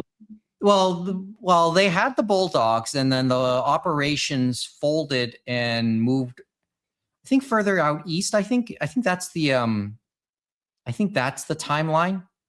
It moved all the way out east to St. John's, but then that's kind of weird when you think about it, because remember Toronto Maple Leafs used to be in St. John's, and then they moved back to Toronto. The other part was the actual AHL operations moved out, but not the actual team and the IP and the ownership. That belonged to Mike Andlauer, who now owns the Ottawa Senators.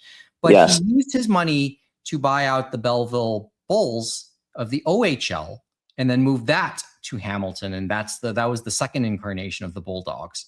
Oh, then he sold that team. He sold that recently, and they moved to Brantford. And I know he sold it to a former NHL player.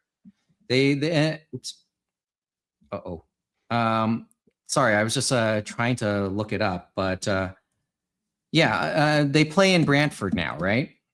And I know that they're owned by a former NHL player now. So interesting. Yeah, I should look at who their ownership is. Now that you brought it up, right? But I can't easily find it now. Oh, it's Zach Hyman. Zach Hyman's family purchased him in January, and I thought he was still playing in Edmonton. Oh, I think he is. You're right, but I thought it was a former player. No, but his family owns that team now, and in the process, now keep in mind. Andlauer, before TD Coliseum was renovated, he moved the team to Brantford. It was meant to be temporary, but I think the organization as a whole, and I don't know if it's Andlauer particularly, they had a falling out, and the new ownership made a permanent agreement in Brantford. So that the Bulldogs are staying there now. And then in the last couple of months, the New York Islanders announced they're going to move their AHL franchise to Hamilton. And that's how you have the Hamilton Hammers starting play at the TD Coliseum this fall. That's a suitable name for them.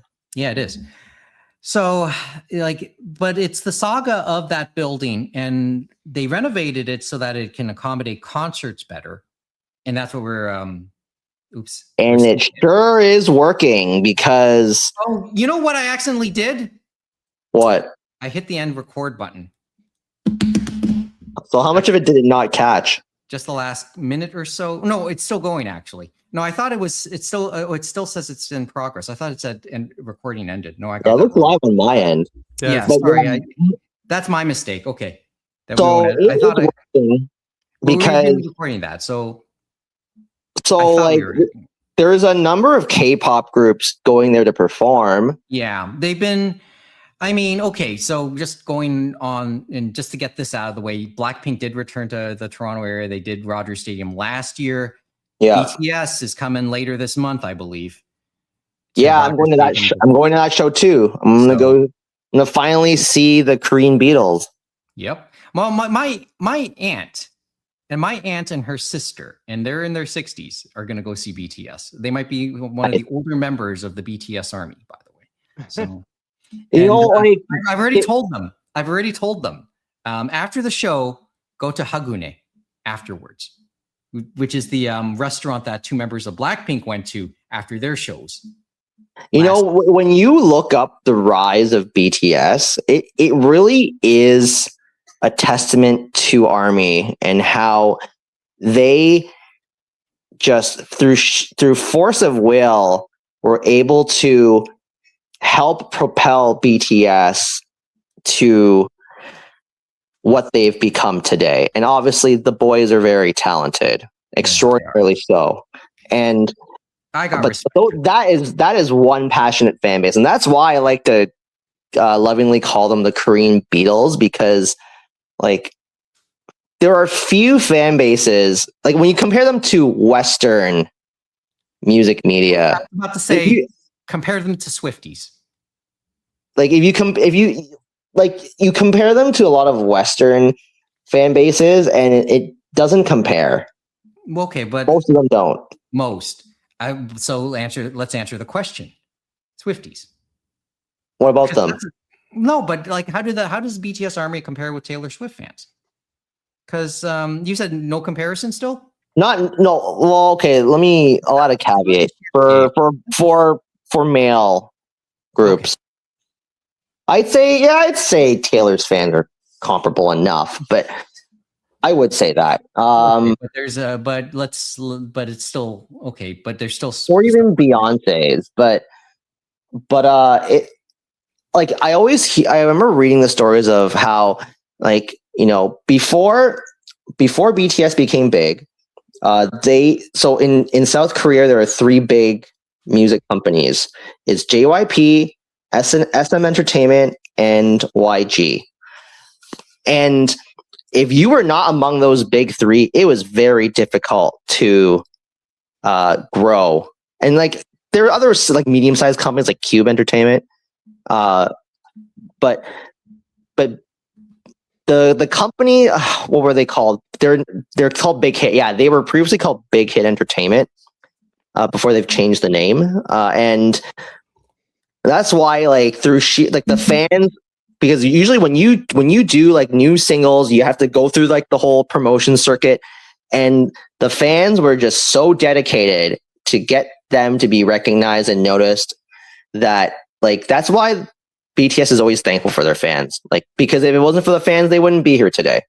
And okay, and they also have an extensive background for hip hop, actually. And when I first listened to BTS is around like Mic Drop and like Fake Love, so that was when like a good chunk of the fan base came on board, like in the West, I would say. But a lot of those early BTS tracks are very like old school hip hop influenced, and that stuff is very, very entertaining to listen to. And I hope they play a good chunk of those, and I know they will. Not a fan of the English stuff, I'll be honest. But I know why they did it though. Like they need to be on the airwaves. But I think it'll be a good show. They always tend to put on a great show, is what I've heard. What's the exact date again? It is, so there's at least 2 shows if I remember correctly. I'm going to the one 2 weeks from now, on the 22nd.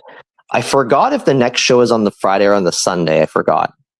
I'm trying to look it up too. Oh, Stray Kids was there too recently. Yep, Stray Kids was the very first concert at Rogers Stadium. Oh, yeah, last year, right? I was there. Kevin was there. He told us about how great it was. Everything. Yeah, that was rough. Like the logistics, because they were trying to figure stuff out as it went. Right. Yeah, 22nd, Saturday and Sunday, 22nd, 23rd. So. Oh, there you go. Yeah. And I made sure to get us. Well, when I was fortunate enough to obtain tickets at face value, they are on the sidelines this time because that is a flat ground. It is not raised, and I'm a short Asian male, so craning my neck over people taller than me is not fun. Yeah, look for him in the crowds, folks. So I'm gonna try and get there at I'm gonna try and get to my friend's place at 11 a.m. or to 12 p.m. because my friends live very close to the venue. As I said, afterwards, try and get a seat at Hagune. Something could happen there. Anyway, so BTS in 2 weeks' time. Before that, 1 week from now, is here in Mississauga, the Japan Festival Canada at Mississauga City Hall's Celebration Square. That'll happen as well. Anime North will have a block of programming, I believe, on the Saturday evening. That's a tradition. It's one of the more noteworthy such Japanese festivals to happen in North America, I believe. And we do have a musical guest as well. Well, bring that up. I like who, and it's not. It's of note to the fandom, right? It's Aika Kobayashi. So she is known mostly for a lot of the was it Idol Master or was it? It's one of those Idol anime shows. It's Love Live. Yeah, of course it was Love I was Live. about to say Love Live, so It was Love Live Sunshine to be exact. So I believe that's the third season technically, but it was like the second iteration, if I'm not mistaken. So it was like this. It was a new generation of Love Live idols. And this First is for two seasons were self-contained. Yeah. and there's tickets for a fan meet and greet and sign inside the central library next door, and that's like at $55 to start. Yeah. So she was Yoshika Tsushima from Love Live Sunshine, and she was part of Aquars. That was their. That was the name of the group made during Love Live Sunshine. Yeah. Well, so there's that. That's coming up. Don't know what else to say. I mean, I've only been to Japan Festival Canada twice. I think once in 2018 or 2019, I believe, and then the very first one in 2016. Oh, so she. Okay, so what'd you find out? She did a theme song for Freezing. Oh, there you go. And for Queen's Blade Rebellion. So this was before she was a part of Love Live, actually. There you go. Anyway, but this has become quite a thing, from what I could gather. Right? Japan Festival Canada, I know is popular enough, and it will get a lot of attention when it happens.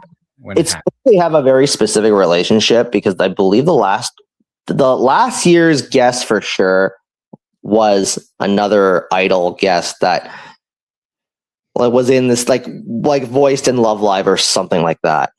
I just don't remember who it was off the top of my head, but yeah, it's cool because the concert's free.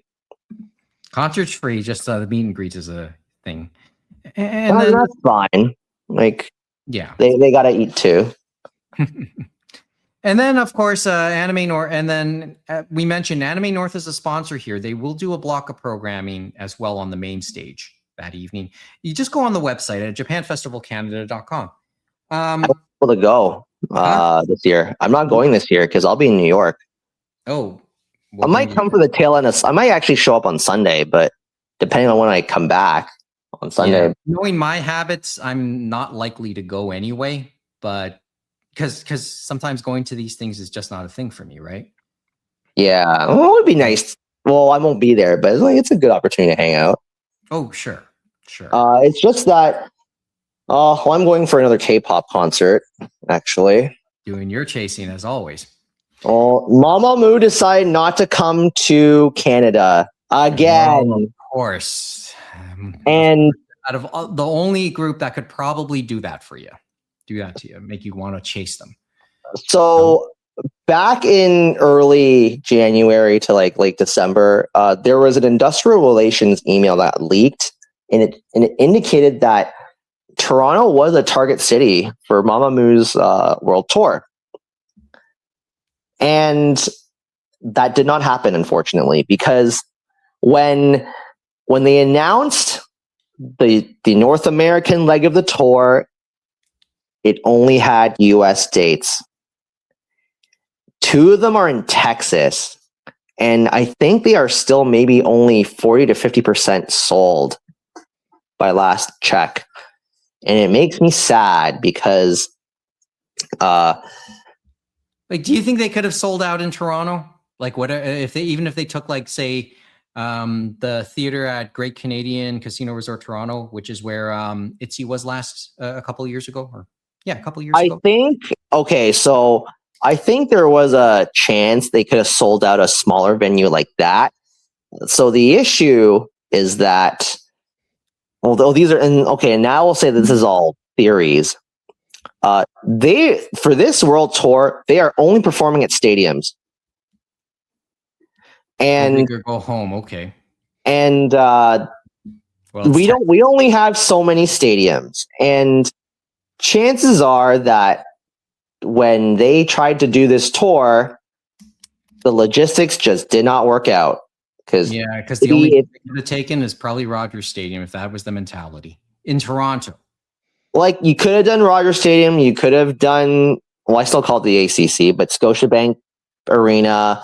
You could have done the Sky Dome, which is the Rogers Center, and that one seemed unlikely because I don't think they can. They won't convert it for concerts during the baseball season there. Yeah, I don't perceive them doing that. Yeah, that's true. And now you have Hamilton as an option, or you could have even done like what do they call Ricoh Coliseum now? Coca-Cola. Oh yeah, that's right, Coca-Cola Coliseum. The amphitheater is too small. I think it would have been fine, but basically they would have wanted to do stadiums. Chances are stadiums were not available for the time frames that they would have wanted to, because if you're going to go to, they probably would have wanted to time it with like New York. Anyway. Yeah. And so, therefore they're skipping Canada, and maybe there's visa issues too. Who the hell knows, but they're not coming to Canada again. They're there, Kevin. You'll get to see them next. You'll get to see them. And I remember saying to my friends that the only way you'll ever see my ass in the United States this year is if Mamamoo did not perform in Canada, and look what the fuck happened. I was not happy. You're hauling ass to New York City. I was honestly very upset that week when they released those dates, and I was like, "Fuck, man!" You have to eat your words because okay, so I've seen them perform 3 times as a unit, and I've seen 3 of their solo concerts. So this will be, I think, the 6th time I've seen at least one of them. Only one. So I think that's 6 concerts in North America total, with any of them included. Only one time was that in Toronto. And that was when Hwasa came to do her solo tour. The other time in Canada was in Montreal when I had to go to see Moonbyul's solo concert. Otherwise, they were all in America. They're there, Kevin. Anyway, you'll get to go. Enjoy that, though. Enjoy that. I will. I think I will. And then the fan base is generally pretty wholesome. So, and then I guess in the movie, I think I will. Yeah. And then one last thing in the movie theaters, and Mo, just to bring him back into the conversation and check it this week. When is the 10th anniversary screening of Your Name? Because that's coming up too. The 4K re-release, right?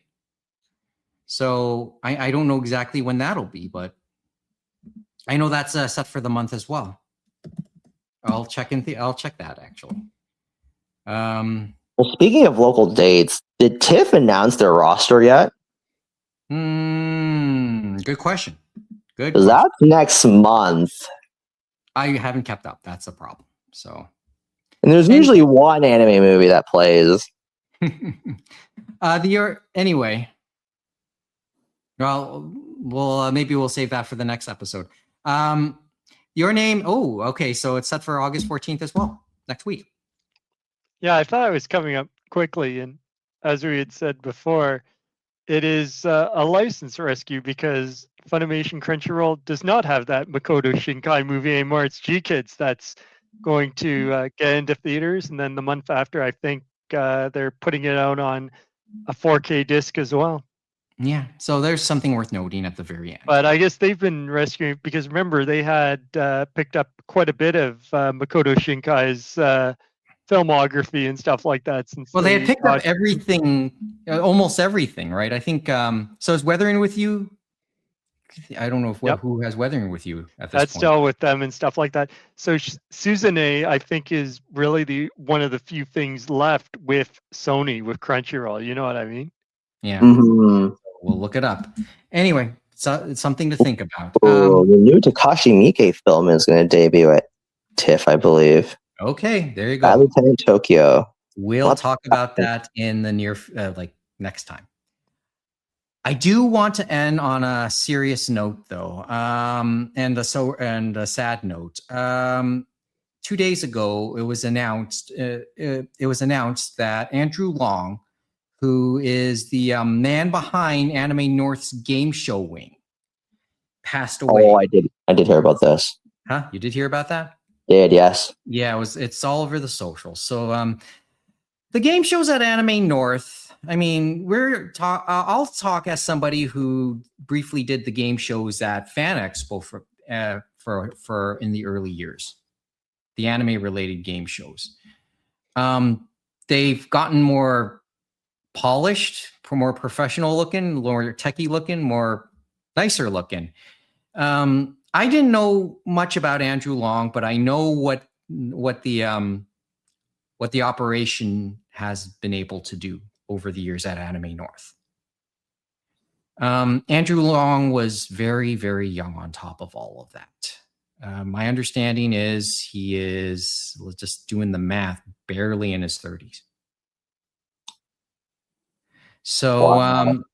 Damn. I know this is hit. I know that has hit. I know that has hit the crew on the game shows end at Anime North very, very hard. That was announced by I think one of the key guys in it now, a guy by the name of Ken Campbell, who if you're an Anime North goer, you probably would have seen him walking there. But yeah, they've had they've been losing people. Anime North has lost key staff they've been announcing the loss of key staff numerous times over the years. Over recent years, this is yet sadly another to put on the list, and no doubt will probably be acknowledged again when Anime North happens again next May. So Andrew Long, as I said, it's one of those things you may not recognize the name, but you'll recognize the things he did. The Anime North Game Show's co-founder. And on that note, remember, life is beautiful by and large, right? Despite some of its ugliness, it's pretty damn good overall. Anyway, I think that's as much as we have to say, because I don't think we want to get to 2:30 here, both in time and in actual time and the amount of time we've recorded. That's as much as we have tonight. Yeah, I don't know what else to really mention. Yeah, that's it. I'll just quickly mention that the live action look back will be a part of TIFF this year. Oh, see, plenty to look at. That's a tough watch too. I just found that out. And I think that one's interesting too, because obviously G-Kids did the animated one. They did that for the film and I think they're involved in that live action thing too, aren't they? They're the ones helping get. Wait, who? Sorry. G-Kids. I think they're helping distribute that as well, which is interesting since they, distributed the original anime and stuff like that. Gotta see that'd them. be an interesting one for them, because that's probably an interesting live action for them to get involved with and help distribute, right? Yeah, would be. Yeah. Well, we'll talk. I guess we'll talk a little bit more about the. We'll talk a little bit more about TIFF as it dawns upon us. That's enough for that, but that's enough for us on the Space Heater. Let us know what you think wherever you're watching or listening to this. Whether it's in the comments down below or animeroundtable.com. If you're seeing this on YouTube, do us a favor, give us a thumbs up. It greatly helps us and the roundtable as a whole. And while you're at it, do yourself one final favor. Give us a subscribe on YouTube, a follow on Twitch, and a bookmark wherever you get your podcasts. That way, you'll know whenever we do something again. And these are all free to do. Yeah. Well, just a couple clicks away. And who knows, you might actually hear Mo. Once in a while, you'll hear me. Yeah, once in a while. You doing TIFF just quickly? You're going to be doing TIFF this year? We'll see. Schedule's not out yet. Possible. Yeah. Okay. August 11th is when the schedule comes out. Okay. Yeah, it's good to know for us to know if our fans are out there, and then as much as Mike likes to say we have no fans, I know we do have some. So if you can count them on two hands. You notice I didn't say one this time. Yeah, but yeah, like feel free to reach out, say hi. It's good to know that people are out there, and we like to accept any constructive criticisms as well. Yeah, because otherwise we're just going aimless here. But it's always good to chat, right? And and maybe next time we'll hopefully Amy will be able to join in too. Mm-hmm. Oh yeah, because you want me to talk about my time in Anime Revolution. Yeah, and this is like our ideas for next taping. Kevin was in Vancouver for Anime Revolution last weekend, and last month I know Amy was at Pretty Heroes. So, which is the Sailor Moon Focus convention. Yeah, at the JCCC. So, and yes, and I was at the JCCC too, like a month ago for the for their summer festival as well. Oh, like the Matsuri? Yeah. I've always wanted to go to that. And actually, I believe that I don't remember if the Ghibli Fest happened yet or not. Oh, I know that was set to happen, but I have to double check. I got to take some time to catch up, so maybe we should end it here. Anyway, that's as much as we got. We've said too much. So hopefully it's all out of the system. Have we though, Mike? Well, there's still, well, we said too much tonight, but we said too much tonight, and I'm not sure everything's out of the system, but just hopefully we don't let it build up for another 2 months. So it's the same weekend as Japan Fest. So it is the 15th to the 16th. Choices to make, dude. Choices to make. Well, I mean, it's 11 to 7, so those who are willing to brave traffic on the 401 or the Gardner/QEW can then go to Japan Fest in the evening after going to Ghibli, the Ghibli summer market during the daytime.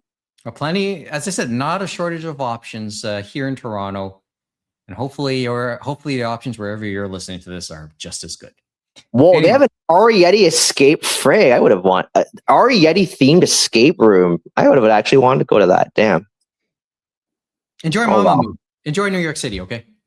I'll try. I think I will, honestly. Like, I'm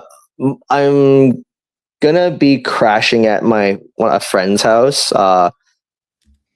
I'm just thinking, like, I won't name her, but I met her at Otakon like 10 plus years ago. Cool. No, I mean, Kevin probably gets out there the most of the bunch of us, so enjoy that. And I'll get back to reading or checking for books. Oh, I need to do some reading too. Yeah. Well, you can do that on the commute. Have some fun. Have fun, guys. Have a good night. Well, hopefully this goes up real quick, and enjoy whatever way you're expressing yourself out there. Talk to you soon. Hopefully not 2 months from now. Hopefully much sooner than that. Good night.